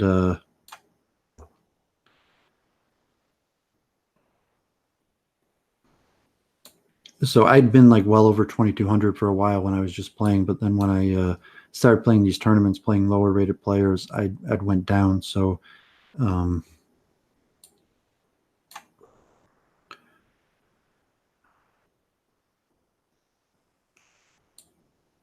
okay. Not sure what kind of plan I got here. I don't know if knight here is a plan. I'm going to go back and try for f5. Let's trade. I'll have to let him. I don't know if it's a he or she. I guess it doesn't matter.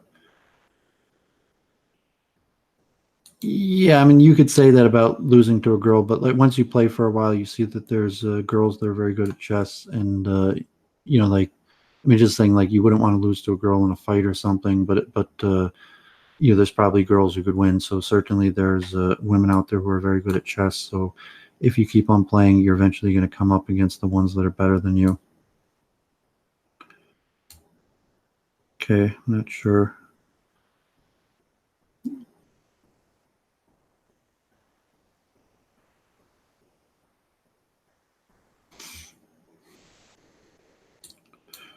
Get off that file. Problem is this pawn hangs.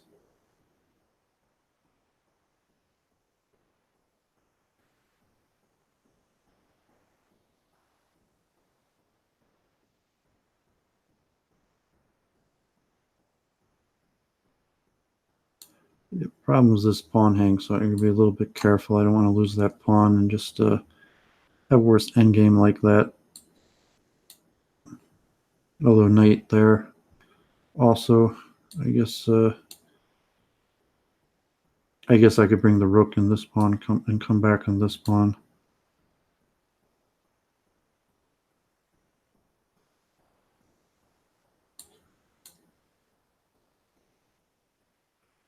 I think I'm okay with that. Is that a piece for nothing? What the hell did she just do?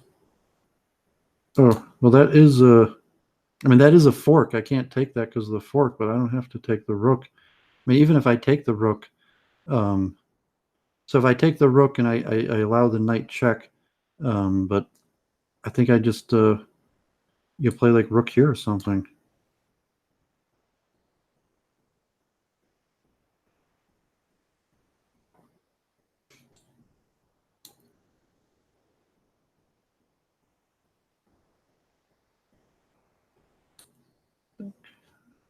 You just take like this. Yeah, I gotta say that I think that worked out well for me. Thank God. Okay, thank God I don't have to lose to a woman necessarily. I mean, it's not over, and certainly there's threats, but I don't see it.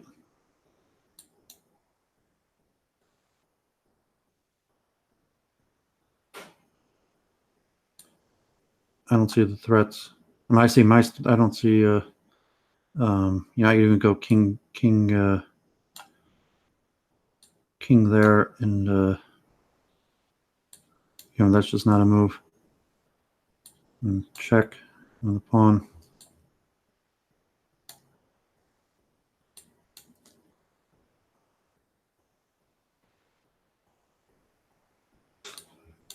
Check.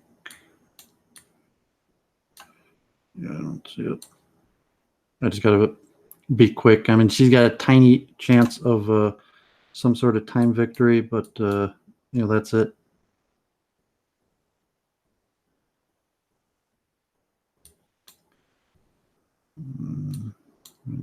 I think I just check. I got the pass pawn.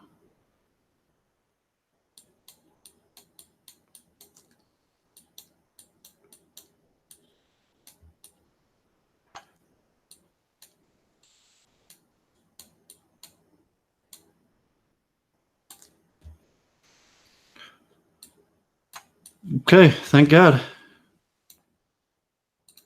Her tactic. I mean, she had a tactic, and like I just didn't see it. It was like, what the hell? She gave me a queen for nothing. I got 1100.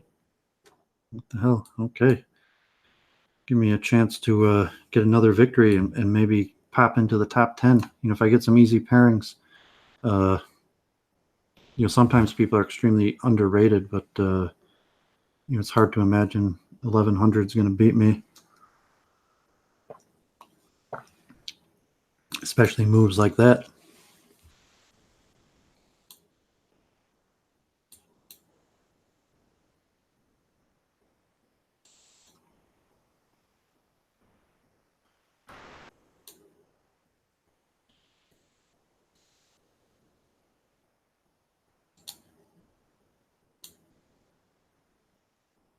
Oops, I walked into a fork there for no reason. Knight there's a fork, wins the exchange. I might get queen check, actually. Never mind.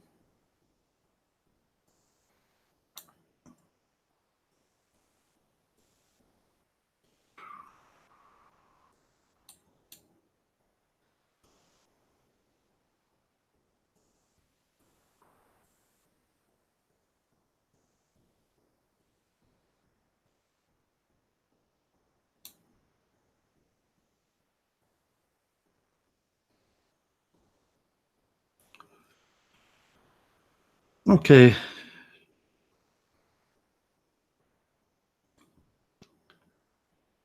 You don't want to think just because the player's so much lower rated that I deserve like a quick win or something like that. Play stupid. I mean, this player's almost half my rating. Okay, someone wants to be my friend. Okay, double up. If he takes, then the knight's on the queen. I definitely have a pretty strong position here. A quick win would be the better, so even if the person loses on time, that's going to be problematic. Now I got my knight coming in. This bishop's probably going to hang. So I'm starting to take the bishop right now. Here I got another piece. I guess you could play knight back on it. And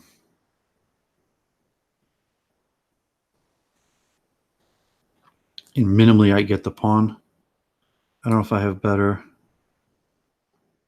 But so now I'm still have 3 pieces on this pawn.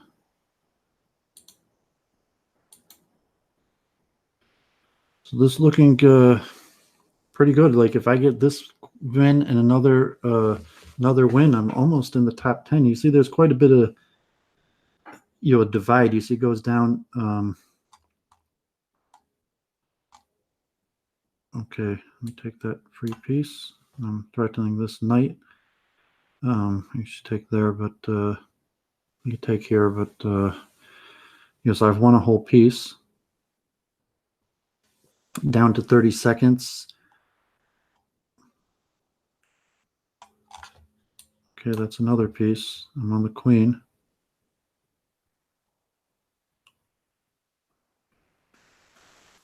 Okay, thank God. That was a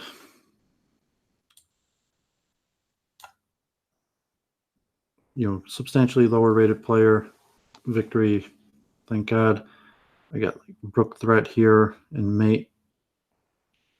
I'm not sure. You know, I mean, he's only got a few seconds left this game. Let's see what kind of. Okay, so just gives spite check. Okay, game. Okay, Donnelly. This guy beat me before. Be careful. So I'm actually only 1 point ahead of Donnelly. I'm 100 points higher rated, but he beat me last time we played. That was unfortunate.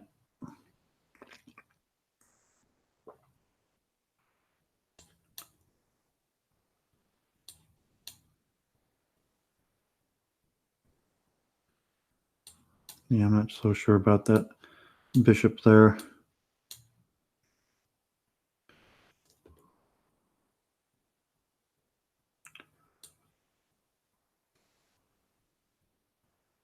Yeah, probably too greedy to take that pawn.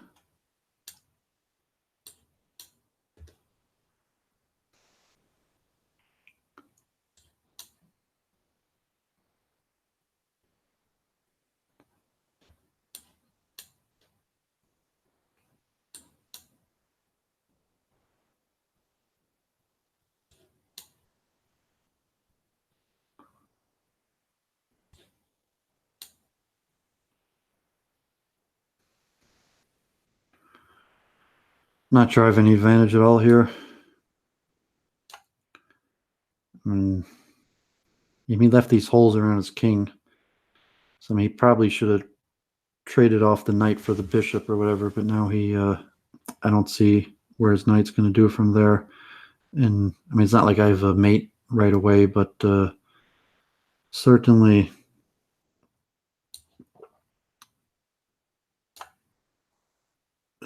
this bishop here is going to be annoying for him, and I'm defending this pawn.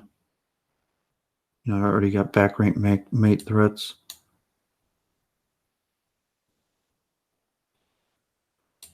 I could almost just solidify that in there.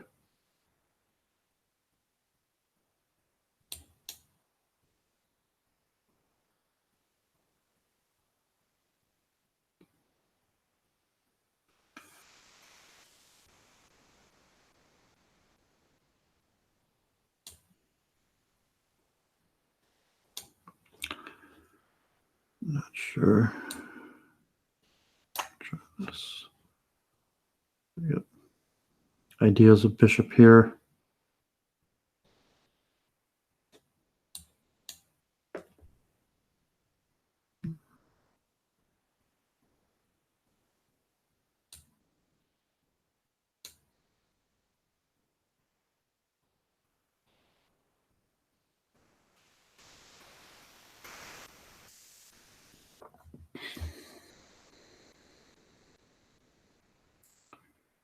Yeah, I'm giving him this nice square for his knight.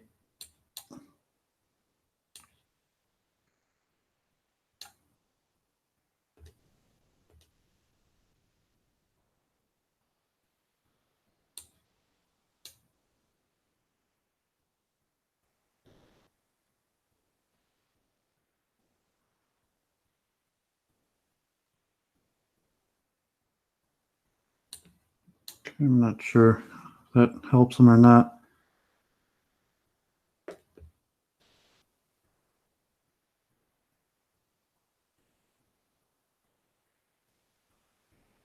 Yeah, I might be able to snip off this pawn. So here, if he takes the pawn, I got rook there. I'm threatening to snip off this pawn.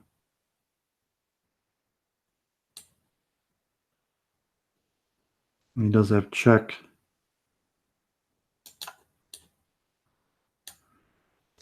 But so I'm on the knight, and I'm threatening rook takes pawn.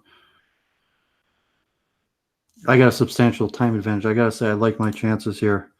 You know, largely because of the time advantage, but you know, and I don't think knight check is going to put him into problems if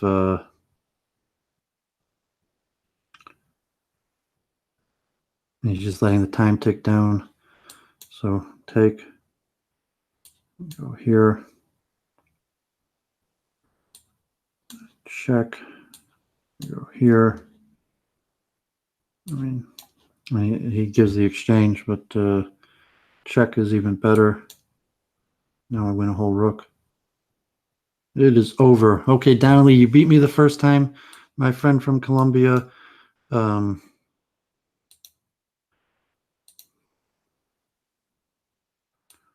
Okay, got someone about my own rating strength here. So, and he goes for the immediate pawn push.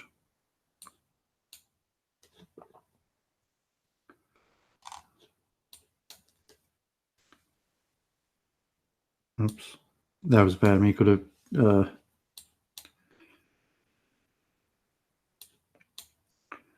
I messed that up, but he didn't take advantage right quick on that. And I messed this up again. That's annoying. Okay, like his little antic there seemed to have provided him an advantage. Now I got to castle into this.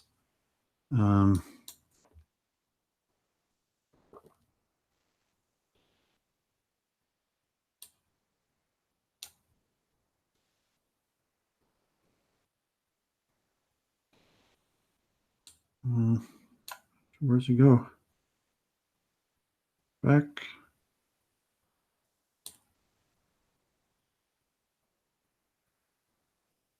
Let him move? No, probably not.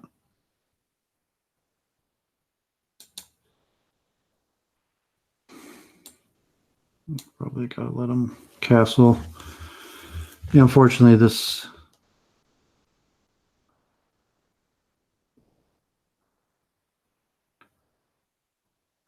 I'm not sure if knight there is good or not. Just give him the rook check. Come up with something, I guess, here. If he takes, double pawns will. I got pawn here blocking his bishop off.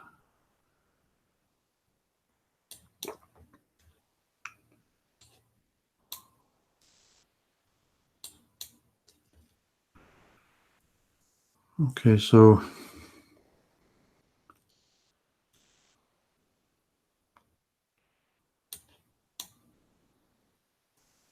bishop's definitely out there, not doing much. Knight there. Pull off the check, I don't mind.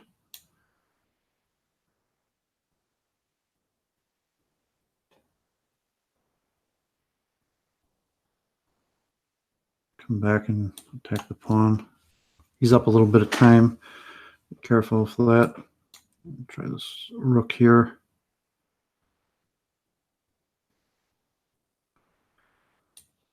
Okay, so minimally I win the pawn back. Oh, actually he has pressure there. It wasn't so simple. Okay, I guess I go there.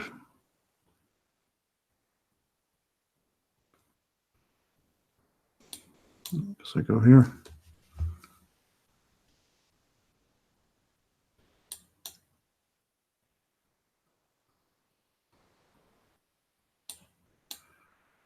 How does he defend that pawn?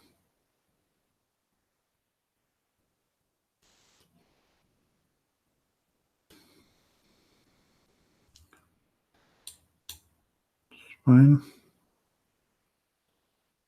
Does he have any threats? Knight takes. That's not quite a threat. I guess there. Knight here. Knight here. I guess let's go here. We could play queen there. But, worry about time a tad.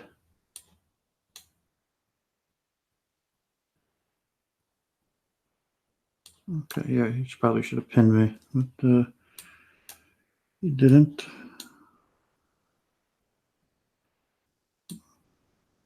Okay, what are you gonna do about there? He gives me the queen.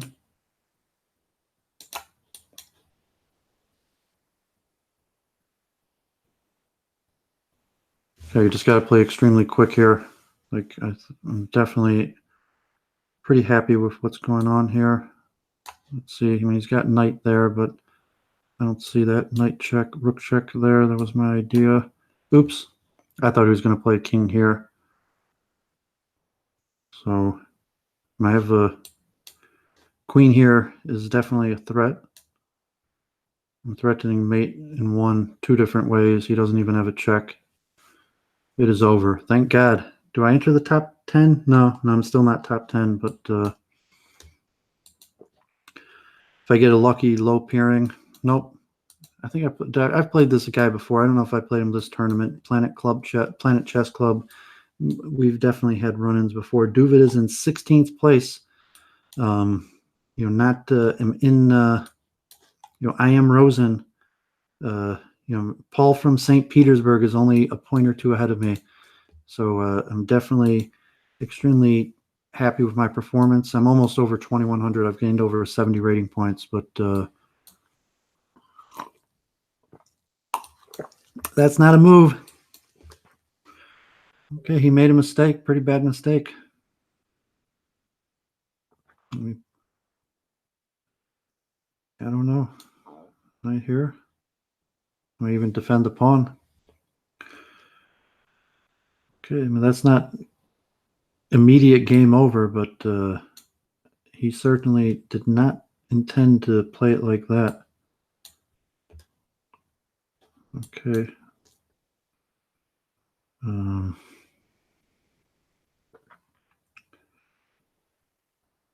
Almost, pawn there, but it's not quite a move. I'm not sure if he has a threat. Let me just go queen here, tickle that pawn. Okay. Maybe that wasn't that good. Okay, I gotta be a little bit careful. I'm a little tight up. I am up a piece. I don't know if I want to give my piece back right away. I'm not liking this. I mean, but I don't really want to open up all this stuff there. Yeah, I gotta be pretty careful. I don't know if that's good to open this up. It may or may not be good.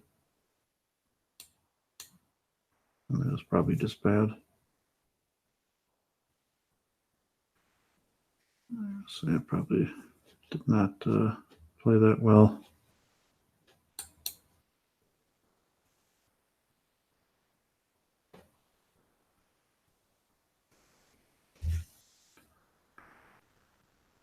Come up with some sort of strategy here. I guess I better take. Trade down.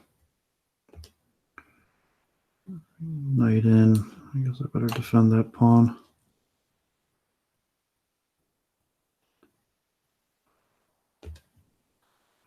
Come up with some defensive strategy. I guess just open his king up. That's a good strategy. Pawn is weak. Okay, don't mess this up, Duvid. You could be in the top 10 in a second.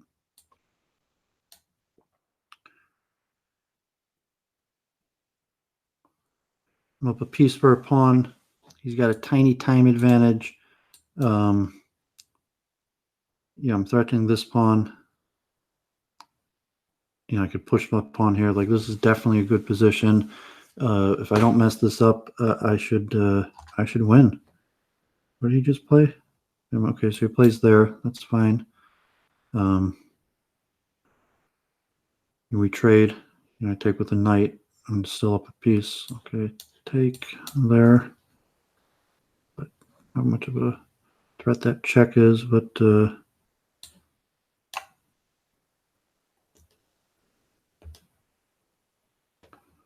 he doesn't trade, I'm bringing my knight in here. That's a piece. What do you do? Just resign. Give me a chance. Thank you. Oh, I am playing the famous Grandmaster. Wow. I'm playing one of the best players in the world right now. Sulov. I don't even know this guy's name properly, but I'm playing one of the top players in the world right now.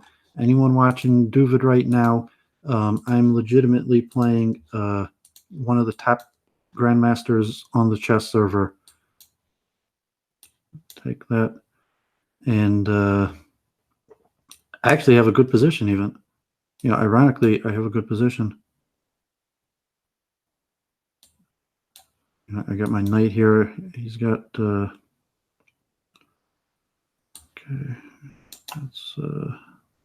That's annoying. Yeah, I messed that up. That's annoying. I'm going to lose this pawn. Like, I'm in trouble. I got knight here. Seems my only move to hold on. Okay, I messed that up. That's upsetting. I don't even know. I got to play defensive. I really messed that up. Like, I had a good position for a second there, and I messed it up.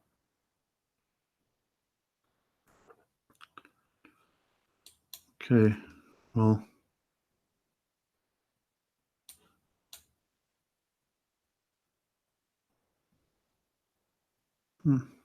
that... no, okay. Don't give up your queen, Duvid.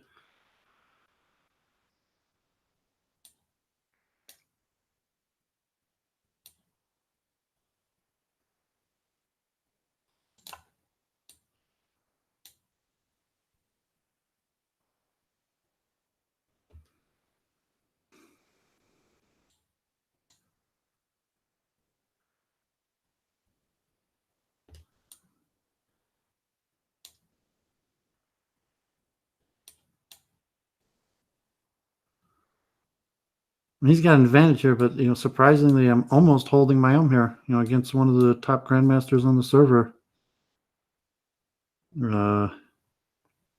But yeah, I mean, things seem to be falling apart. Like I'm barely holding here. I feel like he's up a full minute, and then so it's unfortunate. I'm going to lose. I'm going to lose my streak, and it's going to be all she wrote soon. But I don't even know what to do. I could come up with a plan. I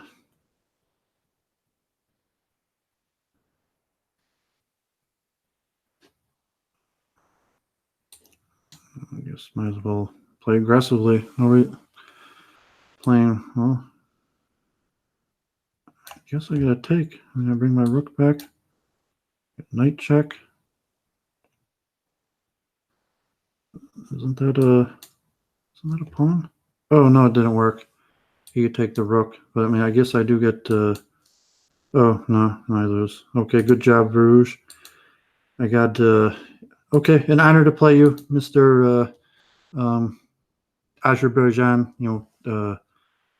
Okay, it's an honor to get to play one of the top players, and I was in the game for a while. So it wasn't even like he blew me off the board. Oh, this guy goes for the cheapo. Please, if he just resigns, I could get another game in. When he goes for that cheapo, it didn't work. I think I just check and take the rook here. Yeah, I'm up a full rook. He went for that cheapo. I have reasonable chance. Like if I could get one more game in here, but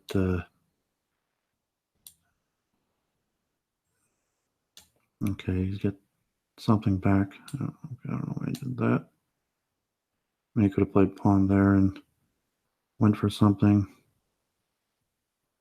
I guess I gotta play queen there. Okay, castle. I don't know what this guy's doing. Oh shoot, that was what he was doing. Still up something, but not enough. I got a castle. It's unfortunate now.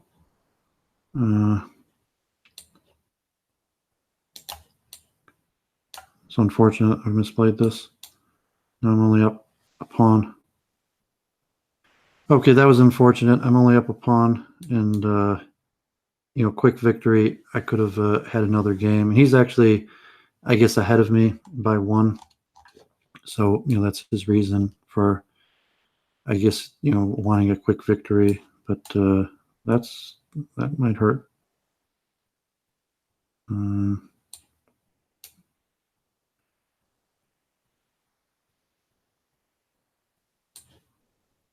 think I could take because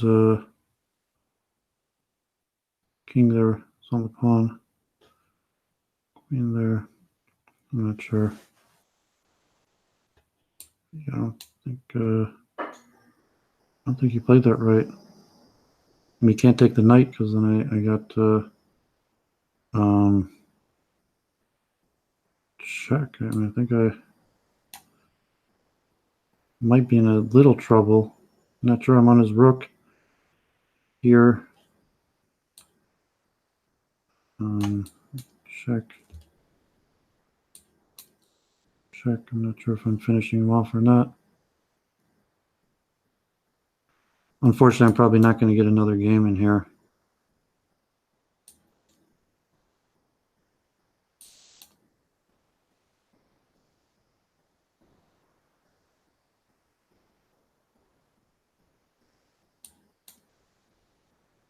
Okay, you messed that up. Okay. That's mate.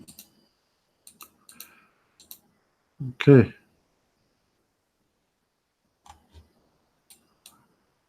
Well, yeah, there's no way to win. The time's going to run out here. So, get 3-minute blitz here. Time's going to run out. You're saying either player could just sit it out, so like, there's a random chance that there could be like a quick, easy mate or something. But even if you had forced mate in one, you just sit the time out. So I gained quite a few rating points. Definitely a strong showing. I beat some of the strongest players. I had a chance to play definitely the strongest players I've played since I've been on the server.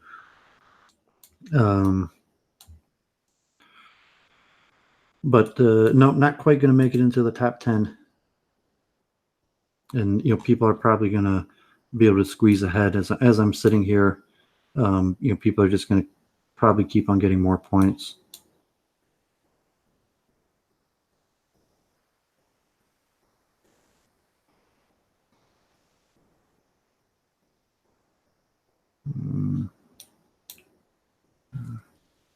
Oops, I just gave up the knight for nothing. I just gave it. He could take this bishop. That was bad.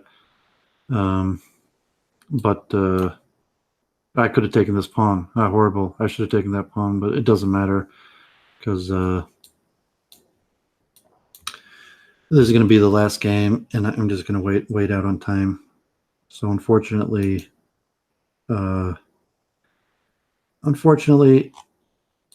this is the end. So it's just a question of how many people are going to squeeze in ahead in these last few seconds. Because I'm in 14th place right now. Some miracle he could fall for like a mate in one back ranked mate, but even that's like near impossible. Like if I played rook there, that would have been mate.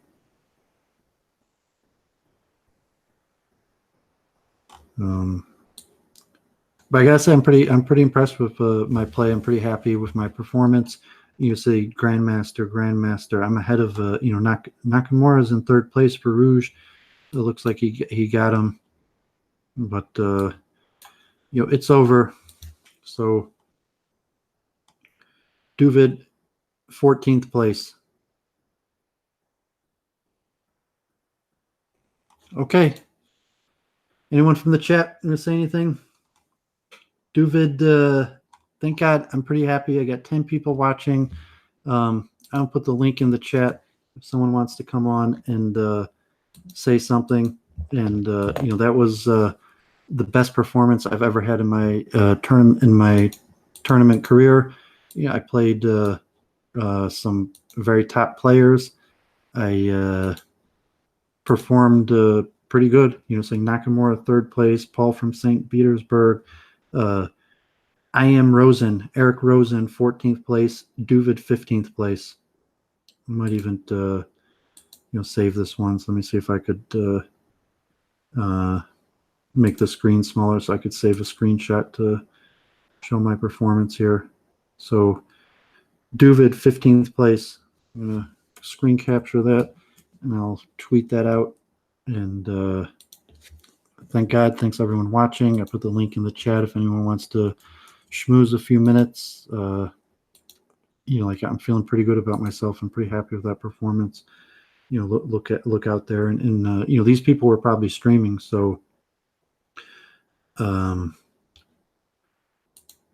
if you look at this, Grandmaster Firouzja, one of the best player in Iran, Narodetsky, top player in the U.S., Nakamura, one of the top players in the world, international master. A few weaker players came in probably because they got relatively easier pairings. Another weaker player. I'm ahead of. I get it looks like most of the rank, the title players came in above me. There's an international master from Turkey. I came in better from Hans Niemann. I came in better than Hans Niemann. Grandmaster Anton Smirov, came in better. So I'm saying maybe Nakamura saw my name. Rosen's looking at his score. Duvid's right there. Okay, all praise due to the Almighty.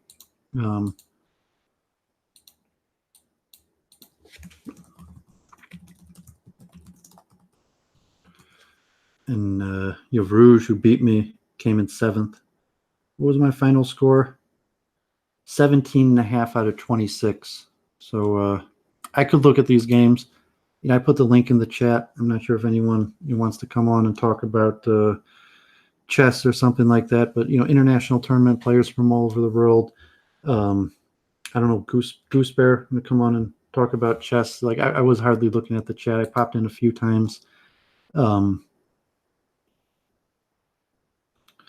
Goose Bear, I don't know if we want to talk about Logos and Christ or chess.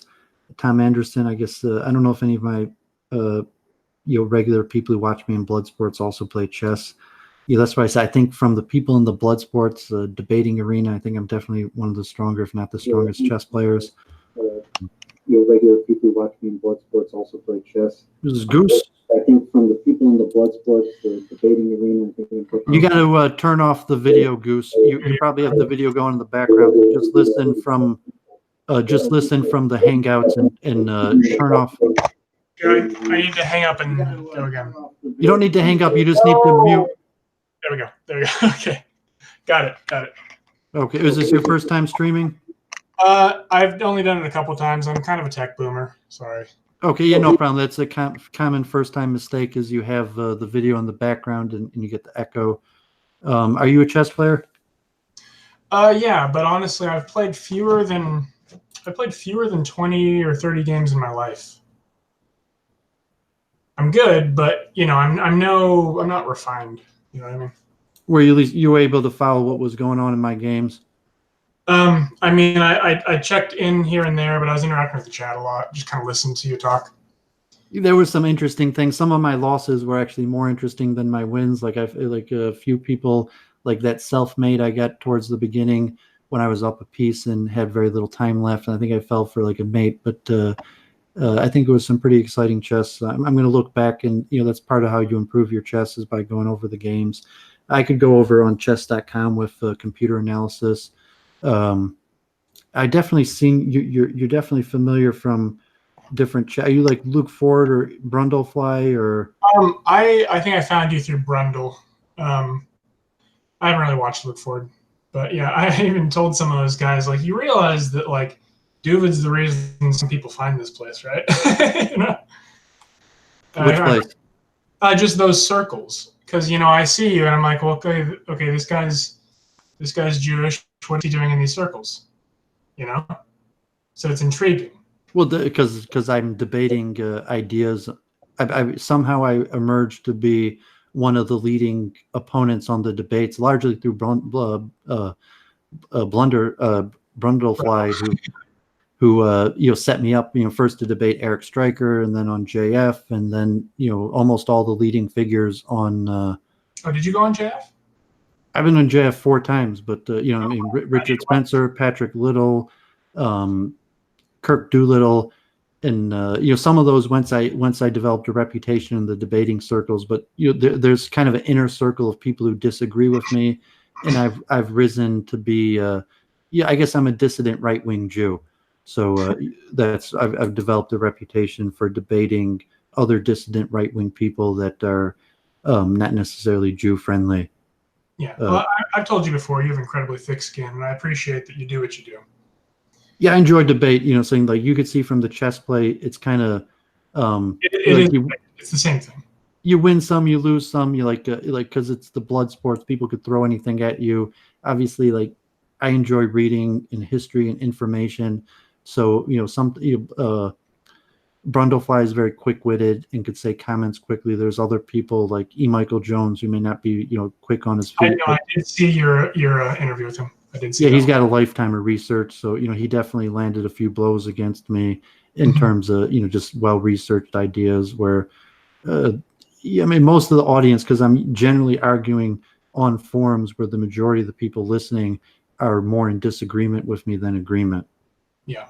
But I enjoy that. I think part of my chess playing personality. It keeps me sharp on the feet and keeps me researching. Like I know by debating other people, I know the areas of weakness in my ideas and what I need to think through more or research more. So I was curious. Have you researched a lot of like historical chess variants and stuff?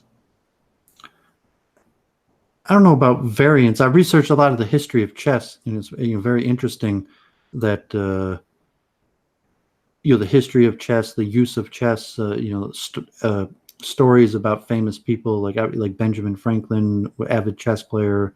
The Lubavitch Rebbe was a chess player.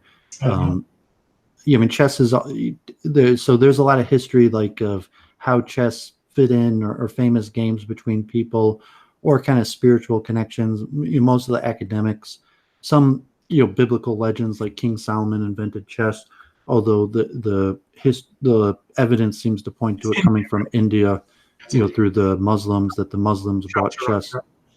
Yeah, Chaturanga, and the Muslims brought chess to the West from India.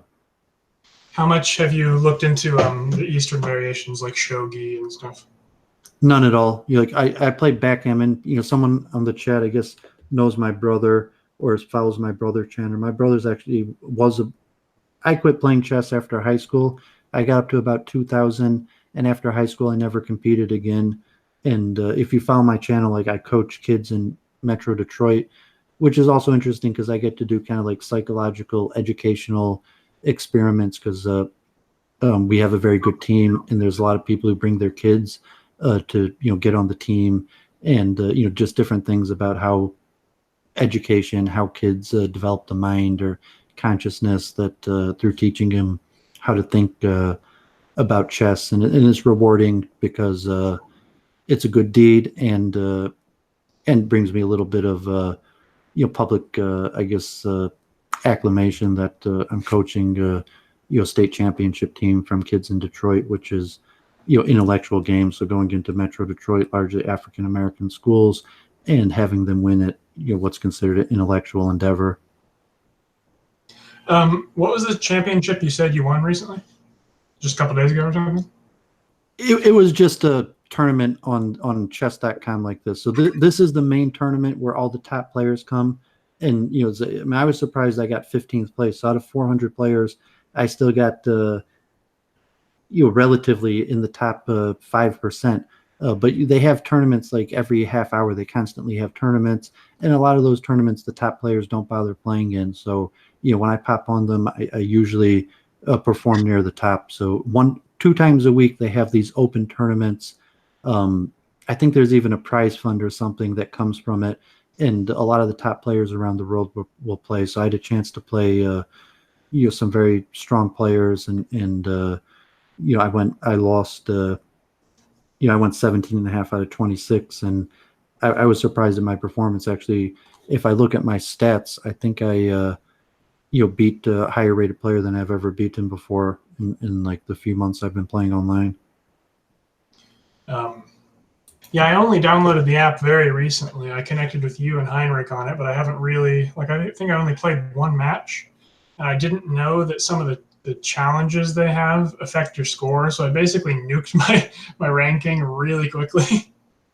So I haven't really used the app much at all. But I'll have to send you a challenge one of these days. But when I asked you the other day, what format you prefer to play, and I did not understand your response. It was another language to me. Yeah, I mean, most of the people who are playing on chess.com in these competitive tournaments were competitive tournament players. So there's a few million people on the server, and the vast majority of those people have never played competitive tournament chess. They're just playing for fun. And if even like chess books, like my father has hundreds and hundreds of chess books, and your average person on the server, you might not even know like what the hell's a chess book. Like who would bother, reading or writing a chess book? But within competitive chess, there's a lot of memorization. And if you followed some of my talks on consciousness about pattern recognition, you could memorize thousands and thousands of positions and tens of moves deep and opening variations and different pattern recognition. So there's a lot of a lot to chess. And I'm not sure if you play any game like that. I'm more of a rely on intuition kind of person. Yes, I mean, just like how seriously would you want to do competitive chess? You might come up against someone like me and be like, oh my God, like this guy's beating me every game.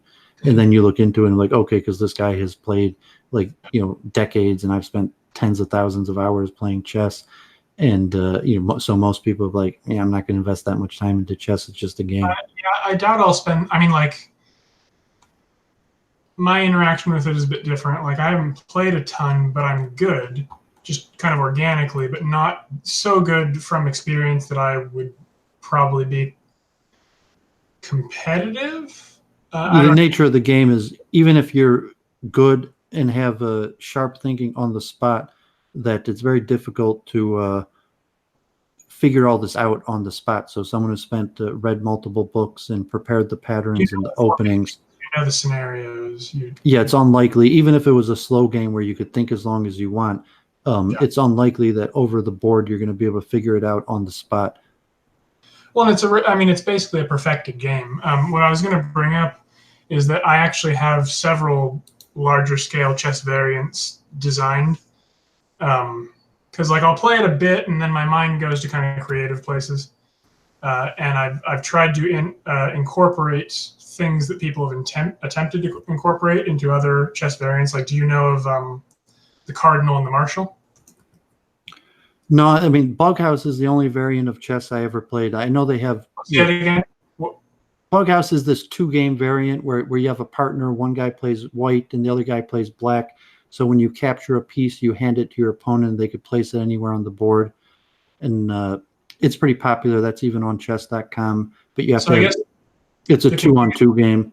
And then they have the Fisher random chess that they call 960, where the what Bobby Fischer came up with, where the pieces are shuffled, which was in order to prevent the memorization. It gets confusing because the term variant is used for two different things.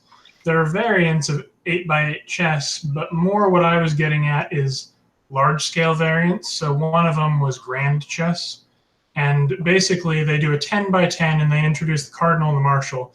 And some of these things became somewhat popular for maybe a few decades in like Tsarist Russia or this or that, but they don't catch on enough to really continue. But the 10x10 one with the Cardinal and the Marshal, the Cardinal is able to move as a bishop or a knight, and the Marshal moves as a rook or a knight. But the problem with this format is that once it becomes 10x10, the pawns become tactically irrelevant, and it just becomes a free-for-all of powerful pieces. You know what I mean? So a lot of these large-scale variants just haven't caught on because functionally they're just not anywhere near as good as standard chess. But I find it a really interesting subject. I've looked a lot into it. Like the Japanese monks over the centuries just had so much. So you say you don't really know much about shogi, right? No. I mean, I've heard the name. Like, I know they have Chinese chess and even the Go. So really, when I was young, I played a few board games, but no, I mean, really, I'm just a chess guy. Like, I know there are the variants, and the standardized version of that came in the West through, I guess, Staunton was the British champion like 150 years ago, who made the set with like the cross and the queen, the bishop, the knight, and the rook. And the rules were standardized, and that standardization has largely won out in tournaments across the world. So I'm familiar that these things exist, but no, I never. Most Well, I of mean, those variants I've never even played. I've like heard them, I've thought about them, like, but no, I never seriously considered like strategy or serious, because generally for competitive play, the game has been standardized to the version I that's was like just what I playing. said. 8x8 chess, the standard chess. That's like you can't improve on it, and that's my opinion. Like it's a perfect game. You can make a different game. You can't improve on that. And that's just my position. Um, I worked at a place in Metro Detroit called All the King's Men Chess and Brain Game Supply. So we oh, sold a lot of different games and variants, but they weren't really popularly played. People would come to the chess club, and sometimes backgammon also. Uh, Naruto was the only other game that occasionally had a little bit of a following, where people would like come to get, yeah, like a board type card game, and it had a combination of, I mean, it's a cartoon, Japanese cartoon. They made a card game and a board, and they would occasionally have tournaments. Yeah, I never played that, but I was saying from the time I worked there, besides for chess and backgammon, Naruto was the only other game that ever there was like actual tournaments, and people would They don't come. do like Magic the Gathering tournaments or anything. Never where I work. We sold that type stuff, so we definitely sold Magic the Gathering sets, and we had things like Shogi and Go and um, all Oh, these different games that we sold, just because we had hundreds of different things that we sold. But just generally, we had a small business model. You had to pay like $3 an hour to use the space. oh, okay. But it never happened that any other game. Naruto was only like once every few months. Like chess, we had every day. Backgammon, almost every day. Naruto, there'd be a tournament every few months, and the other stuff, we didn't even sell that many copies of it. So Magic would be the type thing that we might sell, a few Magic decks like every few weeks or something like that. Oh, But wow. it wasn't really a thing to get together and play it there, and things like Go. So I don't know if it's like slowed down a lot or whatever. But you're in Detroit. I'm in a place where we've been stuck between 90 and 95,000 people for 20 years. But we do have a hobby shop, and there's like a place where people do cards, and then people do Warhammer 40K, but you don't have to pay. And I think but it's just a difference of location and business model, because if they made people pay to just use the space, it just wouldn't work here, at least. I mean, chess is one of the most popular games in the world. I've heard statistics that 1 out of 5 people all across the world play chess, and that's like basically universal. Africa, South America, China, India, and they play it in the standardized variation. So I think, in my opinion, it's the best game. I think it's the yeah, and best. it has an old, like it's historic. It has a base. It's like a religion. It has spiritual context. You could look into history. It has a lot of abstraction in it that's really profound that people don't think about a lot, I think. Yeah, I mean, like as in Napoleon, played chess. George Benjamin Franklin was avid chess players. I mean, it was just a game that was involved in historical circumstances. It possibly goes back to the Bible, the Vedas, and so it's something that's respected. I remember also people would make their own games and try to sell them, and almost all those people, so to say, largely failed. They might design their own game, make their own pieces. Like I belong. They had a place called like Tech Shop, where you could rent out like a gym membership and use their machines to make like CNC or plastic mold injections. So if you actually wanted to create your own board game and then make the pieces, it's near impossible to get something like that to catch on. There could be something small time that catches on, or something like Magic or card games that something like Uno or something that became relatively, like Uno is very popular. You might see people playing it all over, or a variant on regular deck of card game. But like a new board game, even if Milton Bradley or one of the main companies that distributes it really liked your idea and bought your idea. But yeah, we had people that come to our shop every few months and with their game, and they might even leave it there for free and do like on consignment and just put it on the shelf. And if someone buys it, and usually like no one bought it because it's very difficult to catch on a new board game. It's just a box on a shelf. It's hard to get people interested. You need to be able to market things. And that's what I'm thinking about a lot because I have several game designs. If you're a video game like programmer, you have an easier time if you turn it into an app or a phone downloadable thing. Even that's very difficult to get popular. But if it's something that you get popular through being free online, is to an extent that people might go from there to actually buy a board game version. Yeah. But then you got to be a computer programmer. So have you gotten into any other board games? Like, do you ever play any like Risk, Raxus, and Allies? You like stuff like that? No, I'm not for well over a decade. Like I liked Risk when I was a kid. I played hundreds of hours, maybe thousands of hours of Risk with my friends and neighbors and sleepovers. And I was a big video game fan. Monopoly, even going back Shoots and Ladders and Life. I haven't played Risk since I was a teenager. I mean, No, I played Risk. If I may ask, how old are you? I'm 41 now. So Okay. maybe like a decade ago, I had a little bit of time on a computer and I downloaded like a Risk version and played against a computer online for tens of hours. But generally I'm too busy to play games. So chess is basically the only game I play. But certainly I know that, like as a kid and even, as a young adult, I even had phases where I played Risk. I mean, if someone like Frame Games, if you remember Frame Game Radio, and he had his Sunday night Risk thing where people were schmoozing with each other while playing Risk, that might be something like I would do. Like even if we're talking now, like if there was let's play Risk while we're talking, it'd be conceivable. But generally I just got older and I don't have time for board games. My dad actually buys a whole bunch of stuff. So my dad actually has hundreds and hundreds of different board games that are just boxes on shelf that he bought and are just stuck on shelves. And he's also got kind of like these impossible puzzles, like wood gadgets that you gotta puzzles, jigsaw puzzles. You have to like take it apart and then figure out how to put it back together and stuff like that. Yeah, these like mind bending type puzzles like that. Yeah, those are pretty cool. And my dad's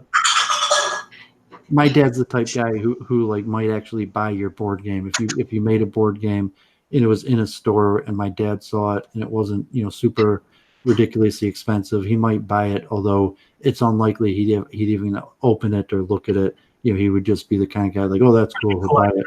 Collector. I don't even know why he buys it, like what he's collecting it for, but I think he when he was young he liked mathematics and games and he just thinks that stuff's cool, but he's just too busy to even ever play any of these games. Chess, he started playing chess again in the last few weeks, actually just a few weeks. But I mean, time is limited. When I was young, my grandfather, blessed memory, passed away. We would play cribbage. We would visit, and cribbage was the game that we would play with the deck of card and the pin board. I was gonna say, so it's a card game, but you have a little board with the pins and it's like a race kind of thing. Yeah, and that's a pretty popular. I mean, same like variants on cards like euchre and stuff like that. But I mean, no, generally, like chess is the only thing I do, and I, because I'm a volunteer chess coach and I've been doing that for years, and I wanted to have impact as a volunteer activity, so I chose being a chess coach because relatively I'm pretty good at chess, and that's why I said like parents will bring me their kids to teach them chess because thank God I turned them into champions, so it's something I could have impact in as a chess coach because chess is relatively a popular game. It's competitive. Certainly in Metro Detroit, all the major schools have competitive chess. So speaking of solitary kind of puzzle type things, have you ever seen this?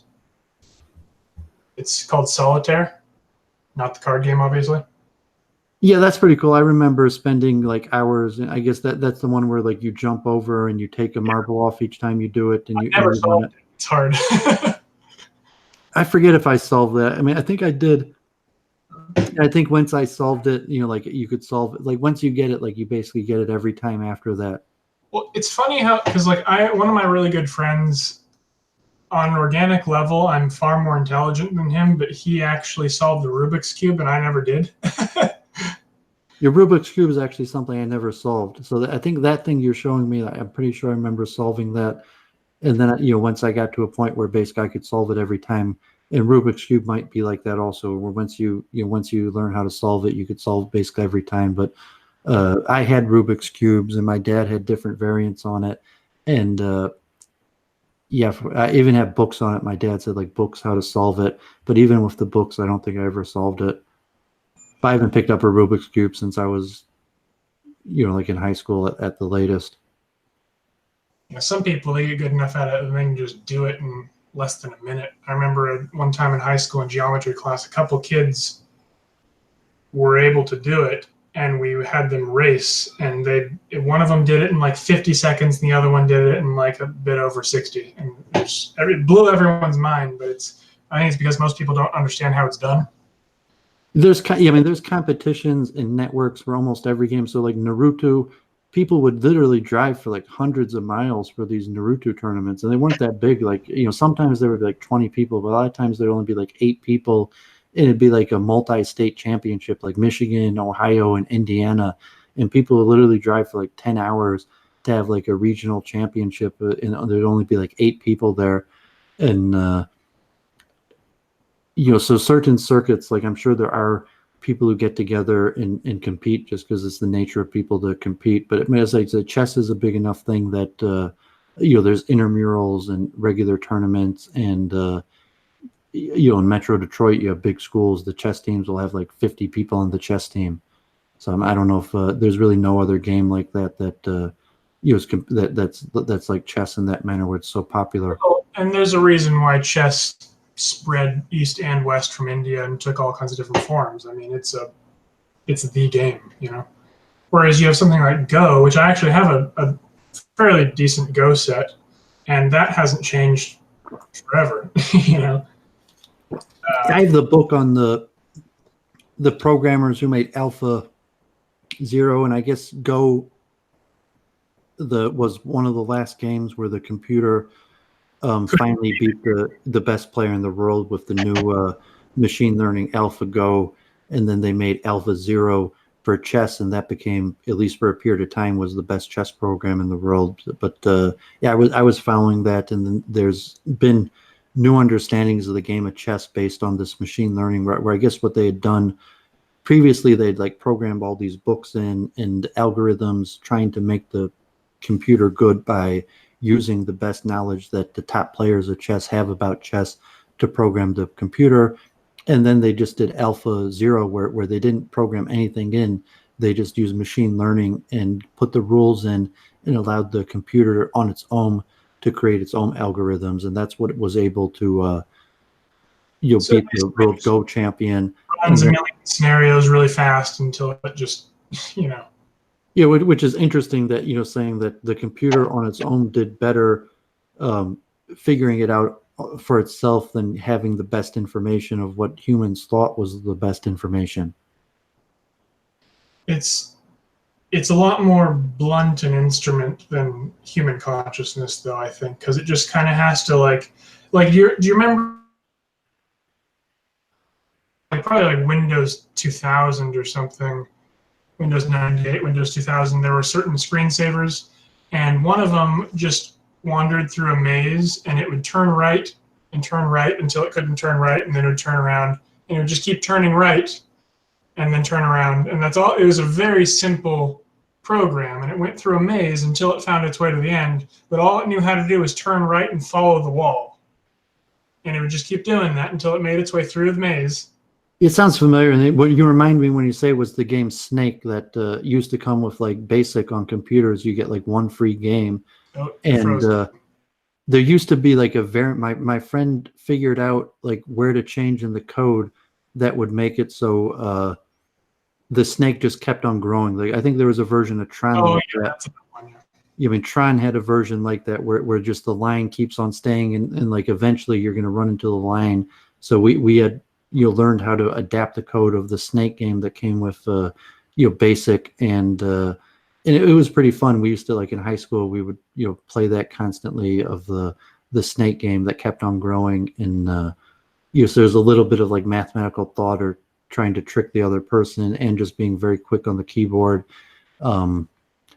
But yeah, I remember those games, and unfortunately, I'd probably professionally be in a much better place if I was a computer when I was in elementary school, like through high school, I was kind of into computer programming, but then in university, I didn't go into computer science, and I'm not really proficient enough to program. And that's unfortunate because that's been the direction of business, where basically all fields programming is one of the most important things you could do to advance your career.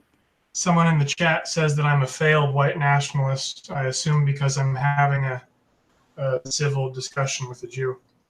Yeah, I don't know much about. I was saying, if you appear in chats and you've never actually streamed, so sometimes you could be known for chatting up with certain people and having certain opinions in chats, and maybe you even voice opinions that like you become like fans of Richard Spencer or something like that, and you're cheering him on, or even Patrick Little.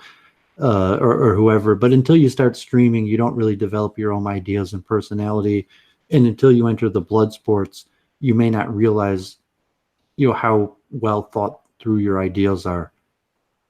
Well, and temperamentally, I'm not an extremely combative person. Like, I watch some of these streams, and I like these guys. It's fun, but I couldn't do what they do, and it's not that we don't share the same worldview. It's just people have different temperaments and personalities, and I'm wired to just try to get along with whoever I'm talking to. Well, you're politically motivated. I mean, if you're following these channels like Brundlefly, where like you're worried about demographic replacement and think immigration is a big problem, and it's enough that you're actually listening to these shows where people are talking about the problem with the liberal media and political correctness and immigration and demographic replacement. And even if you're active in the chat, voicing your opinions or cheering on one side of a debate or the other, to actually become an activist and then actually, create a e-personality where you're, teaching people about these issues versus just being a gamer or something. Like, internet gaming is much more popular than internet debate. Yeah, it kind of blows me away how many people watch streamers. I can't even play games anymore. As soon as I start playing any video game, I within minutes feel like I should be doing something more productive. Yeah, but at some point, like internet debates is almost like a game, because what are you really accomplishing? And you could think like maybe you're getting subscribers, or you're getting in touch with like the bigger names. Like, okay, when I first started, I was streaming on Church of Entropy, and Halsey popped on, and like now I've become friendly with Halsey, and so like those were one of the first debates. Like, I'm just this Jewish kid from Detroit, and I'm saying like, oh, they're having these debates between Andrew England and David Duke and the biggest name, and once you pop on there, then you could enter the arena just like chess or something like that. Like you see me on the stream, and I'm very happy I was in top winning some of these tournaments. So internet blood sports debates is the exact same. You pick an issue, you start researching it, you start talking with people. Next thing you know, you're on the screen next to Richard Spencer or something like that. Yeah, I've heard the term internet blood sports thrown around, and I see a lot of these streams where people are they get vicious, And the first one I appeared on was only, a week and a half ago on Norvin's channel, the Hobbscast. And then I was on one of OV's things just a couple nights later. And it's fun, but I'm better one-on-one, whereas like if there's a group of people all bantering, I'm not great at injecting myself unless I have some very specific point to make, Well, Norvin's actually promoting something. So say if he's actually a paganist or a Udinist, or even if you're not including like, okay, what are you really going to do about demographic replacement or immigration? Do you really think you're going to turn the tide of American politics on immigration by streaming versus if you have a minority religion or a minority belief system that you're trying to promote? So someone like Norvin could be, he's got a minority religion. He might be in an area kind of like Naruto or something like that, where you got to drive hours and hours to find, a tournament versus chess, where chess is pretty likely, even, if you're from a small town, you could probably pretty likely find people to play chess with. So you could have a certain amount of finding like-minded people through the power of the internet to share your ideas or even to grow your ideas that people, like so to say, interested in your belief system, your religion, just like, interested in this new game that you created. And now all of a sudden, you have your little streaming groups of people that are playing your game now. Yeah, I'm pretty new to these milieus, to these circles. Norvin seems like a good guy. He seems to be able to think in nuanced manners, and that's good. Yeah, I mean, besides the fact that me and Norvin are like on extreme opposite issues of very important things in the direction of society. Too. I would imagine you and I are pretty opposite on a lot of things, but people have different temperaments, Yeah, so I mean, if me and you might just we could be agreeable and agree to disagree. So it's like no big deal. Like, okay, fine, like we could agree to disagree and then talk about what we agree with. As where there might be, like I had no apologies last night where, we couldn't agree to disagree, and it's just like, okay, we're not going to be able to be on the same stream without there being conflict because our points of disagreement, just is too much to, for disagreeable type people. Yeah. Yeah. Do you take the 5-factor personality model all that seriously? 5. Yeah, I've talked about these different things, and they're useful indications, just to say there's a reason why even, let's say me and you have just as many disagreements as me and Norvin, and there might be a reason why me and you could have a friendly conversation. However, me and Norvin would have a much more difficult time having a friendly conversation. And these, personality temperament type things are reasonable explanations for why that's the case. I think I'm fairly low disagreeableness, but I'm like 99th percentile openness. So that'll explain a few things.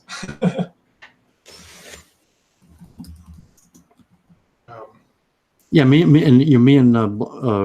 Brundlefly also, we did a bunch of streams just about improving streaming quality. So like Norvin, for example, took a lot of work to like, how to use your microphone, just like you, where you had the echo in the beginning.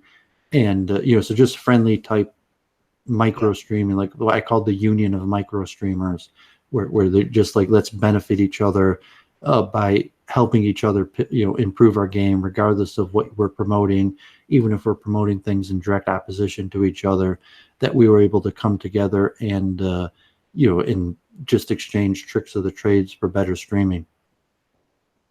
So I was curious, how often do you do the Ask the Rabbi streams? I've only done 7 of them in a year, and so in the beginning, I didn't have enough viewers interest in them to, just do one and have people from the chat wanting to ask me questions. So I'd have to research a topic, and like I have another one on conversion that I've done a bunch of research in. And so whether there's anyone in the chat asking me questions or not, I could just kind of put it out there as a video that people could watch at any time in the future, because I did a bunch of research. Now I became, especially being, I'm not sure if you saw, I was on Adam Green, and, I debated that guy, Chris. I think I caught the very end of that. Yeah, so I increased my followership by like 200 people. And so this last Ask the Rabbi I did has over 2,000 views. Even Handsome Truth came on and rated my stream, had over 100 I saw viewers. that. Oh my god, yeah. I had a run-in with him on Brundlefly, almost like 8 months ago. But now, yeah, I mean, it's possible. Like right now, I have 16 viewers. I don't know if I did like an Ask the Rabbi right now. I'm gonna wait for you to start playing again. I'm not going to be like that was a tough tournament. I'm not going to be able to play any more chess right now. Hold on, just like 30 seconds. I need to make sure that my modem isn't being retarded. Okay, yeah, sure. I'll put the link in the chat in case someone else wants to pop on. But while you're fixing your modem, just saying that I don't know if I just did an Ask the Rabbi stream and was taking questions from the chat, if there would be an interest. There was a lot of people who commented on that last video. So I might try that. I'm saying if there is interest, I will do just an open Ask the Rabbi stream where I haven't researched the topic. I'll probably continue. It's actually a lot of work, the research, so like the one on conversion, I've already spent like 100 hours researching. It's a very complicated topic. I have 10, I've read hundreds and maybe more than probably thousands of pages on the topic, and it's so complicated. I still haven't done it because I want to, get it right. And people might ask a bunch of questions, let alone if I just popped on. It's like, okay, anyone have questions? I'm gonna, or even like open mic, so to say, called the Babscast style, where I'm just gonna put the link in the chat and see who takes it, and the conversation might go in any direction. So I don't know this. Hey, hello. I don't know if you're first time watching me. Yeah, my brother hasn't streamed in a while. Like, I guess he got busy. He hasn't been doing backgammon for a while. He actually been going to tournaments and competitive in real life. He's a gambler where I stopped gambling years ago. It's like gambling's bad, but my brother still will, try to gamble at backgammon. But I think he got pretty good. So there's not too many people who want like gambling with him anymore because like he wins and they don't want to give him his money, their money, just to lose at backgammon. But he'll occasionally go to big tournaments, and he'll actually travel. Like Chicago has a lot of big tournaments, and take a weekend off and go to Chicago for a backgammon tournament. And I just have too much stuff in my life to like chess tournaments or backgammon. And my brother may be more or less busy, where he just doesn't have the time to do that. So I was curious, are you fluent in Hebrew? Not really, because I read decent Hebrew. Even reading Hebrew, like I probably would need a dictionary. Like the prayers, I know the prayers very well. I've studied them. I have them basically memorized. I know what most of the words mean. If it's like reading from the Torah, I would probably have to practice. In terms of like picking up a Hebrew book, or newspaper or a Hebrew conversation, like no, I'm not at all fluent. An Israeli would have to make an effort to speak with me. I could speak in Hebrew, but an Israeli would have to make an effort to speak slowly and not use complicated words. And if I tried to pick up like an Israeli newspaper, I could probably get the gist of what's going on, but that I'm not really fluent. I'm more into like biblical text and stuff like that, and esoteric Kabbalistic type stuff. And a lot of those things use a different language than Did you say esoteric capitalistic? Kabbalistic. Oh, Kabbalistic. Okay. Kabbalah, but that uses a different language than right accent. So you said the Kabbalistic, and I heard it differently. Yeah, and I'm yeah. I would have an accent, so like no, I'm not a fluent Hebrew speaker, unfortunately. But I never became a rabbi, but like in terms of being like a synagogue rabbi or something like that, or Talmud scholar or something like that, my Hebrew is proficient. And that's actually Aramaic. So I mean, the Talmud is actually written in Aramaic. Oh, the Talmud was in Aramaic? Because the Jews at the time were in Babylon. So it's Hebrew letters with Aramaic. So there's a lot of Hebrew, but it's in Aramaic because the Jews at the time were in exile and living in Babylon, where the language of the time was Aramaic. I understand it's the oral Torah. What was the time period that it was first written down? And first, it's written down like 200 AD, and they have like what's called the Mishnah, and the Mishnah is recording the law and the various opinions of the rabbi from basically the end of the biblical canon, with Ezra and the rebuilding of the Second Temple from like 350 BC to 200 AD. And the Talmud records. Built the Second Temple? Second Temple's built about 400 BC. Because Cyrus was about 550 BC.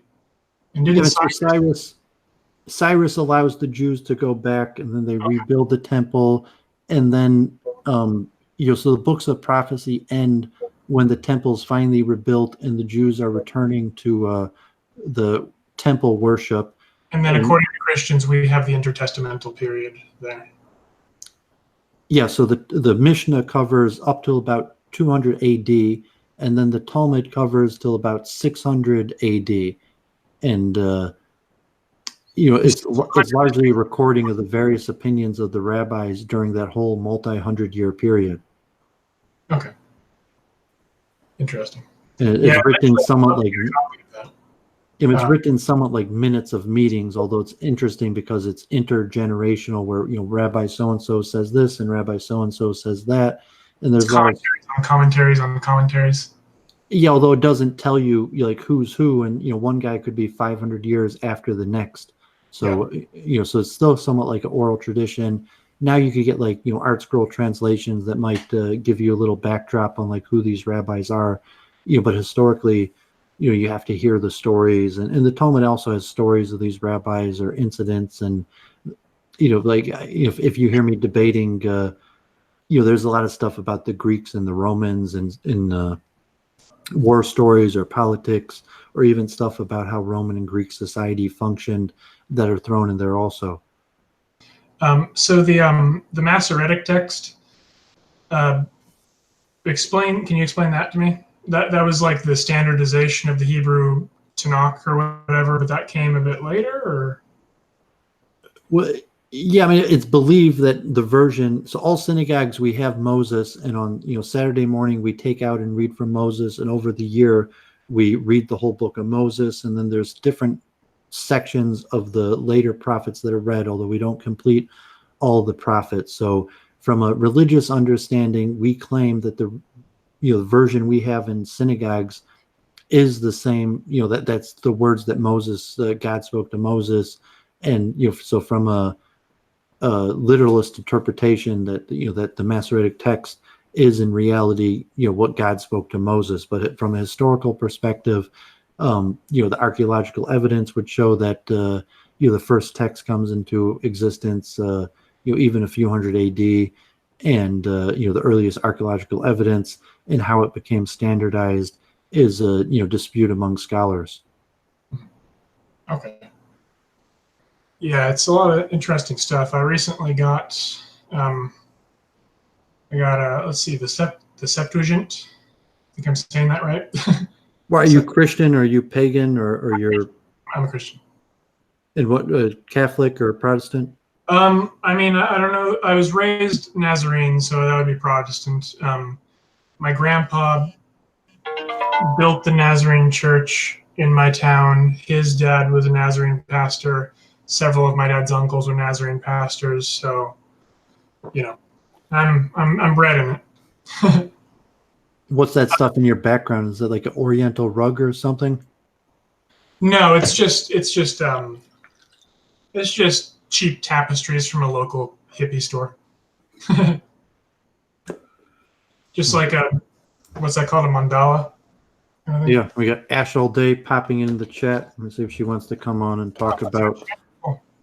Yeah, it's funny. I interacted with Ash last fall, and she was not yet extremely red-pilled. Yeah, it could be streaming that did it to her. Like as I said, like if you decide to just start streaming, create your own channel, and talk into the camera, hit record, and start saying your opinions.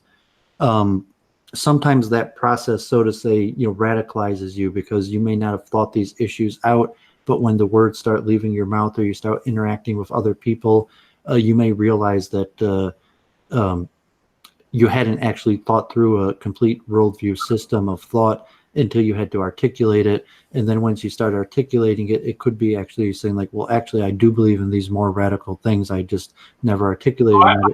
I have very radical views. I respect what you just said. That's very valid.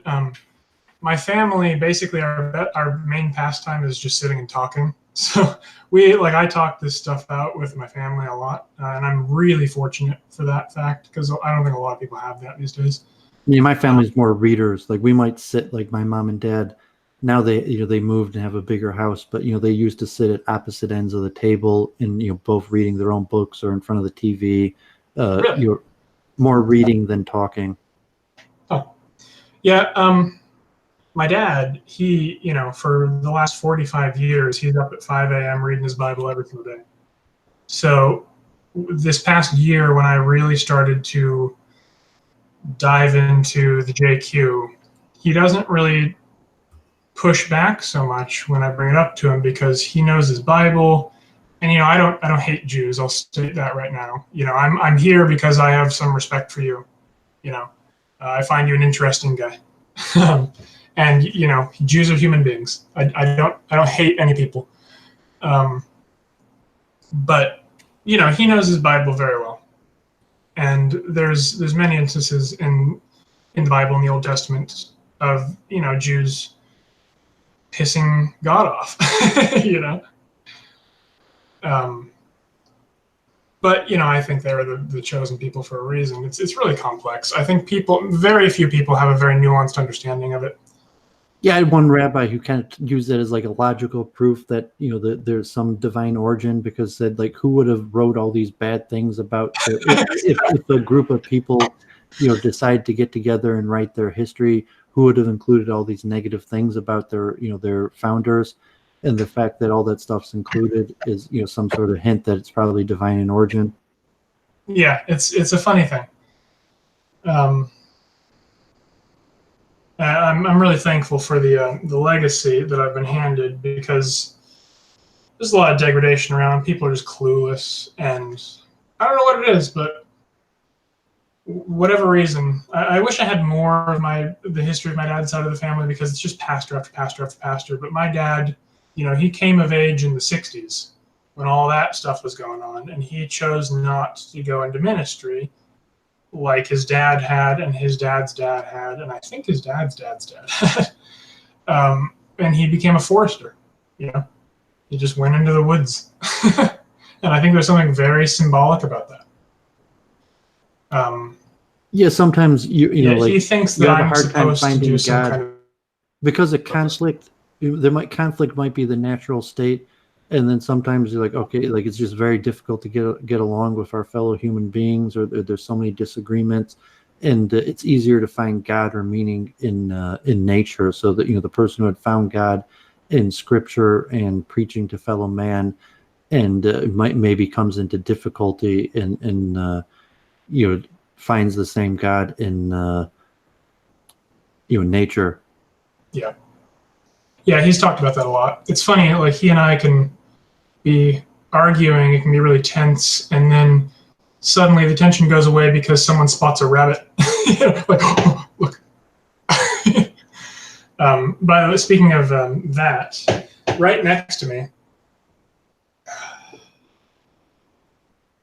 I'm waiting for this little guy to hatch. Oh, wow. What is that? That's a duck. Oh, cool. Is that like its beak sticking out already? Yeah, there's a whole process. They have this temporary little tooth on the top of their bill at the end, and that's how they break through the inner membrane and then poke through the shell. And then it takes them a while. This is a really long phase of the process, and eventually, once they're ready, they flip and they drag that tooth down the center of the shell and break that membrane, and then they begin the hatching process. And I mean, it's such a dinosaur, I hatched one last night. It hatched at about 2:30 in the morning. And because, we weren't prepared to have this explosion of our duck population, so we had to move the mother to a secure enclosure after she had already hatched four little ducklings. But once she does that, she's not going to go back into nesting mode. So I had to take these 2 eggs that had already pipped. That's the term for when they break through the shell. And this duckling hatches at 2:30 in the morning, and it's this slimy little mess, And I had to literally sleep in my bed with this thing against me because I don't have a heat lamp. I had no way to heat this thing other than with my body. And it kind of blew me away last night because we have these natural instincts, and I was able to actually go to sleep with a duckling and not shift or roll over and kill it, And by the morning, its feathers had gotten, worked out and all fuzzy so it can actually have some insulation. And I gave it to its mother this morning, and it's all right now. But I'm still waiting on this one. I'm afraid I'm going to have a really rough night ahead of me again. The Melchizedek saying in the chat, it looks dead. I mean, I don't know. You think that's what a healthy duck egg looks like? No, it's moving. It's fine. I already had ones actually that got to that phase and they were dead. But that's why they produce so many offspring, is because some of them die. I do need to give them some moisture. Yeah, cool. I'm not really I do gardening, but um, yeah, I'm not really good with animals. I mean, I could deal with animals, but they're too messy for me. So I don't have pets. My dad has one cat. My parents, I take care of partially for them, and even that, like I probably prefer they didn't have it. And my sister had a dog, which has a dog, which to me is very annoying. I'm just not a big fan of it. I'm not a dog person.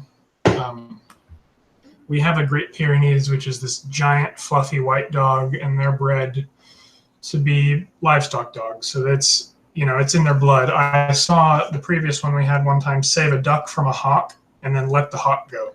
Like they're that talented. Yeah, Um, I do have respect for it. I mean, it's like like I respect that people that's important or nature and people do it, but it's just not my personality. I'm not like like I don't know if it's a cleanliness thing or whatever. Just well, yeah, I mean, I understand that, but I'm just not a dog person. And I like cats, but I don't like litter boxes. Like we have a cat that, I like cats that want to go outside and they poop outside. I'll never have a litter box. I'm not okay with that, you know.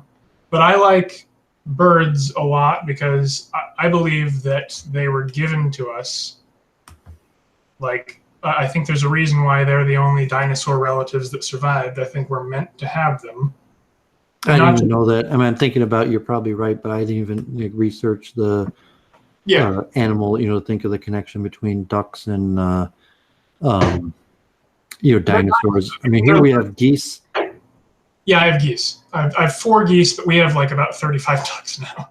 There's in Metro Detroit. There's geese all over the place. I mean, I know duck, but there's not really ducks around here. So I think, I mean, people. I don't even know if I've been vegetarian for years. Like I'm not sure if I've ever eaten a duck. I mean, now I wouldn't anyway. So I'm trying to think of if I've even seen a duck in real life. Really, there are no like ponds in Detroit or anything, or are they just so populated by geese that ducks can't get a wing in or something? There might be. I can't seem to remember geese. I mean, I can't seem to remember there being ducks. Like I certainly know there's geese all over the place, but Terrible. I love them, but they're terrible. And if they dominate the area, I can see why there wouldn't be any ducks. I love watching videos of geese attack people because they love me, but other people they don't understand the vibe. And I love seeing people fail when they interact with geese. people will stop their cars. I mean, there's one place when I go to my parents' house that there's a pond and there's geese, and occasionally the geese will cross the street, and people will stop for them, and like 40 mile an hour, mile road, and if the family of geese stop, take a few minutes, and you somebody like honking what the hell's going on, then you say like, oh, like a person stopped to let the geese. And actually, I never see dead geese on the side of the road. I see like deers all the time or different animals, but I've never actually seen like a goose get hit by a car. And for whatever reason, they seem pretty confident that like they just walk across the road and people seem to stop for them. I've stopped for geese a few times, and sometimes it takes a few minutes because they'll have a whole trail like 5, 10 of them. Yeah, yeah, I love geese.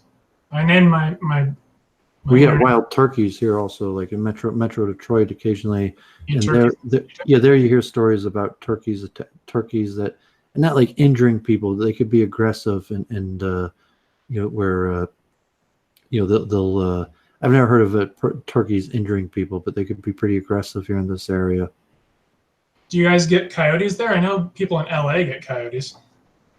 I'm not sure. I mean, I think there are. I mean, deer definitely. It's the moles, squirrels, possums occasionally, but mostly squirrels and deer. And the geese. There's really only one area where I see geese regular, and even turkeys is a relatively rare sighting. Yeah, we get a lot of turkeys around here too. But like I said, I'm in a place that's about 90,000 people. It's been stuck that way for 20 years. There are mining settlements around the area, and it never really became a booming place after the gold rush, honestly. But there's some interesting stuff here. Like I'm in a county where in the southwestern corner of the county. There's a little town called Platina, and it's named that because there used to be a mine there where they found platinum, or in the creek or whatever. But it's famous now for an Orthodox monastery called St. Herman of Alaska Monastery. And St. Herman of Alaska was a Russian Orthodox monk who came down and started his monastery in Shasta County. And it became world famous because during the Soviet era, Seraphim Rose, his writings, Seraphim Rose was the guy who headed the monastery during that era, I think late 70s or 70s, 80s. And, or no, I'm sorry, Seraphim Rose founded the monastery and he named it after St. Herman of Alaska. That's right. So Seraphim Rose's writings were illegally translated and disseminated in Soviet Russia. So this is actually a world famous monastery to a lot of Orthodox Christians.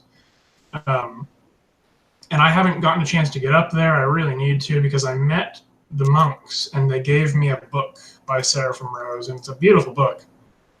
I feel bad I haven't gotten up there. But, it's an interesting religious environment here. I don't know of any synagogues. I think we have at least one.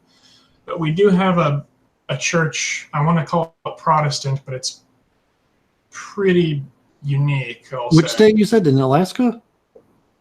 No, I'm in Northern California. I'm in far Northern California. St. Herman of Alaska was the Russian Orthodox monk whom the monastery here is named after. And for a long time, they were in communion with Russian Orthodox.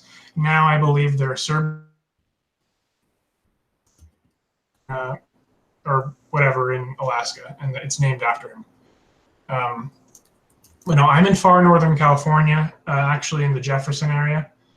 Jefferson is, I'll be brief about that. That's pretty much the longest running and most significant state secessionist movement in the country. Do you follow Dennis Dale ever? I mean, I know he's in Portland. How far away are you from Portland? I'm 8-9 hours away from Portland. I was actually born in Portland. Do you ever watch Dennis Dale? I haven't, no. Okay, I mean, he's out in Portland. He's a lot of times live streaming those Antifa Proud Boy street fight encounters. So he's just kind of like an independent journalist kind of guy. I think he's just like an empty nester. I think he has a child. I mean, I think he's single. Just some dude who likes streaming. Not even like journalism, but he just enjoys the social interaction. I mean, you could have friends, but there's a different kind of social interaction you get when you start streaming and develop friendships with your chat, and so you could just be what. I mean, it's like if you call someone and maybe you have a friend that you kind of just call and you just start talking about what you're thinking about on the phone, and streaming could actually be like a nice replacement to that, where you just start video recording what you see and you interact with your chat, and if you're good at it, you could become relatively popular where thousands of people across the world are familiar with you, or it becomes interesting where you're recording interesting things, and you develop personal relationships with various different people, but it becomes relatively fun, and you could do that even with like your ducks or whatever. If it's hard to build up an audience. Like some people, I see in my stream have videos they record where really no one watches, or maybe a handful of their friends or family will look at, and it could be skiing or nature. But if you develop up a rapport with the fellow streamers, just you're recording something, and then you're talking about various topics, and you interact with the people, and people like Goose, he's live. What's he doing? Like, he's recording his duck, and then you can have people talking about immigration, debating immigration or Trump or whatever they like to talk about while you're filming your duck. Yeah, I mean, that's kind of how I behave in the live chats. Like I said, I wasn't paying close attention to your chess game. I was just kind of listening to you while interacting in the chat. And I mean, that's fun for me. I enjoy it. That's why I got kind of into following a lot of different live streams, is because I like the social element. I like to have multiple benefits. So one, to improve my chess, I'll watch it back and look over the games and kind of see where I could improve the games. and then it's just kind of fun because I built up a little bit of a subscriber base, and so I wasn't even talking, but people are just like, okay, what's going on? Duvid's playing chess, and people could talk amongst themselves, and then I pop on after the tournament's done, and it's like, oh, I got 15 people here, so I put the link in the chat, and next thing you know, we're talking, and that's the first time me and you ever spoke now. Yeah, I only went on my first stream a week and a half ago, and it was kind of a weird thing. Like you don't realize with Norvin. Yeah, you don't realize until you do it. Oh, that was simple. Yeah, I guess he deletes his stream also. So this stream might get a few hundred views, and certainly like a lot of people who watch me are also familiar with Norvin. I would guess probably 75% of the people, because Brundlefly and Norvin's even been on my channel and a lot of the same channels. So probably a lot of people who are watching now are familiar with Norvin, and you might see like other streams like maybe Brundlefly or Church of Entropies in the chat, and Luke Ford or Dennis Dale or all these different people, Melchizedek, Ash All Day. 10 or 2. Yeah, so it could be next time like Ash All Day or something. You're like, oh, she's streaming, and you're in the chat, and so she sends you the link, and next thing you know, you're a streamer, and next thing you know, you start your own stream, and it could either be. It just sort of burst out. It's kind of funny seeing that happen. Yeah, a lot of times women have an advantage because in these circles there's a lot more men than women. So if you're from the fewer women, you have a popularity advantage. But she's became pretty popular. Even she might be more popular than me, relatively. She just pops on and starts talking, and some like Equilux or or whatever pops on. You could have a conversation, and sometimes it's providential because you don't know who's watching you. You don't know the kind of opinions or where they come from, or just one thing leads to another. Yeah, this is fun though. This whole streaming thing. Yeah, you're 3 hours earlier than me. Like I think I'm about to call it a night because it's past 11 o'clock here. So probably it's only 8 o'clock where you're at. Yeah, it's all good. Yeah, but nice meeting you. I usually timestamp my stuff, so presumably, I'm a semi-popular. I'm a popular micro streamer, I call it. But so you get your voice out there. So I encourage you to stream. I encourage you to just do your own. Just hit the go live and talk into the thing, or if you have interesting things to record, and you develop a little bit of a community here. That's why I said I got a lot of friends I call on the phone just because I can't continue in my studies or I got nothing to do, so I'll just call someone up and just talk about things I'm interested in. And I think streaming is actually more efficient and in a better form of communication because you could meet new interesting people, and with like the chat feature, you could have a little community. So it's not like you just call someone and only talking to one person. You could have a chat. You could have multiple people in a discussion, and you got people in the chat on the side adding to it, and it's kind of fun. Like if you've been following streams for a year or something like that, just hop right in and start doing it yourself. And some people will be friendly. Some people like blood sports, so you're just going to shoot you down or try to defeat your ideas, or like a Brundlefly or something. It's like, you are not professional enough. Like your camera sucks, or like your sound quality sucks, or something. People are trying to make money off of it, but other people will be more helpful. I've done that a few times for people. Like actually take like hour to sit through and teach a person how to do it. Like I don't know how good you are with tech. It's not that complicated, but you could like screen share, and someone's got to walk you through the simple thing like what button do you hit, how do you do this, how do you do that, like how do you share your link, or the beginning, like it's not working, you're giving the link out and for whatever reason it's not working or something like that. So you got to get you got to find a few people, and it could be let's say it turns out that me and you and actually like our political adversaries, that me and you disagree about major political issues, but at the same time someone like me might just help you out with your tech stuff. You're like, oh, I got a minute, like I'll help you out, why not? I'm a pretty agreeable person. I'd love to talk about whatever we happen to disagree on. Maybe if we plan to do that. But this was fun. Yeah, I'm glad to meet you. Like, yeah, so this was a chess stream, and I just put the link in after the chat because I figured I want to talk a little bit after the stream. I didn't have any like political or different thing I wanted to talk about. And I guess you're a game player, so that made a nice conversation in the beginning because we were actually talking about like games. Oh, that's one thing. When we were talking about the programs designed to actually beat human players. Do you happen? Zero. What? You mean the Alpha Zero, the newest one? Or? Because I know it took a long time for the program to beat the top Go players. Do you know if computers have beaten the shogi players? Because you said you don't know a lot about shogi.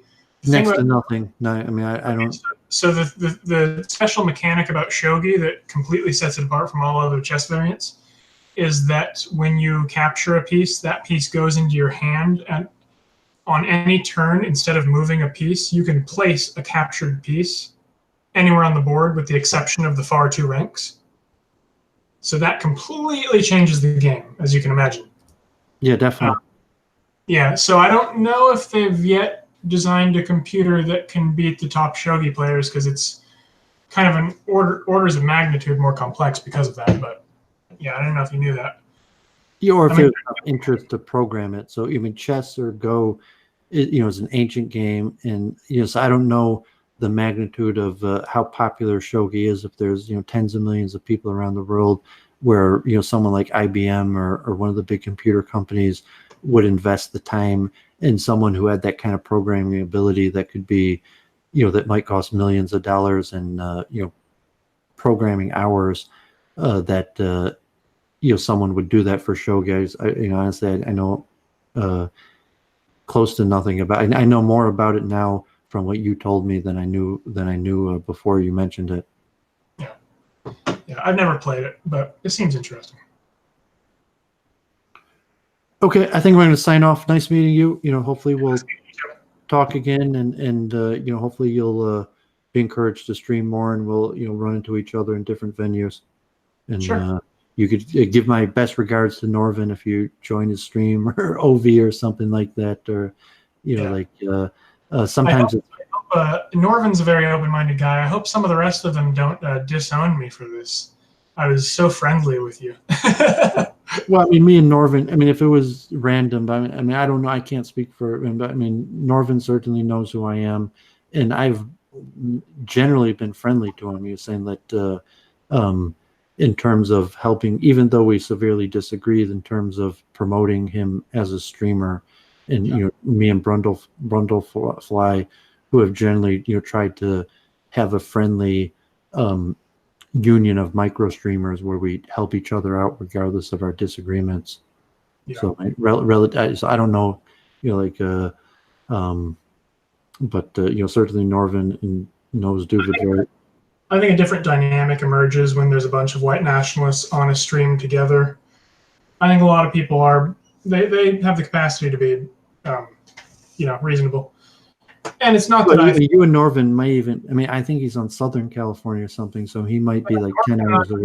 Relatively close to each other. I'm sure we'll get to meet, here at some points. Even OV, hours apart. OV, Equilux. I mean, a lot of the people I stream off are in California. I mean, Luke Ford, OV, Equilux, Norvin, Adam Green. There's a lot of streaming going on the West Coast there. California. Yeah, Dennis Dale. Oh, by the way, Dennis. I haven't seen him for a while. Faustian Spirit, if you've had run-ins with him in Idaho or something. I don't know how far that is away from you. Okay. Well, it was good talking to you, man. Good meeting. Yeah, have a great night, and everyone tuning in. Thanks for tuning in. God bless. Have a great night. I'm gonna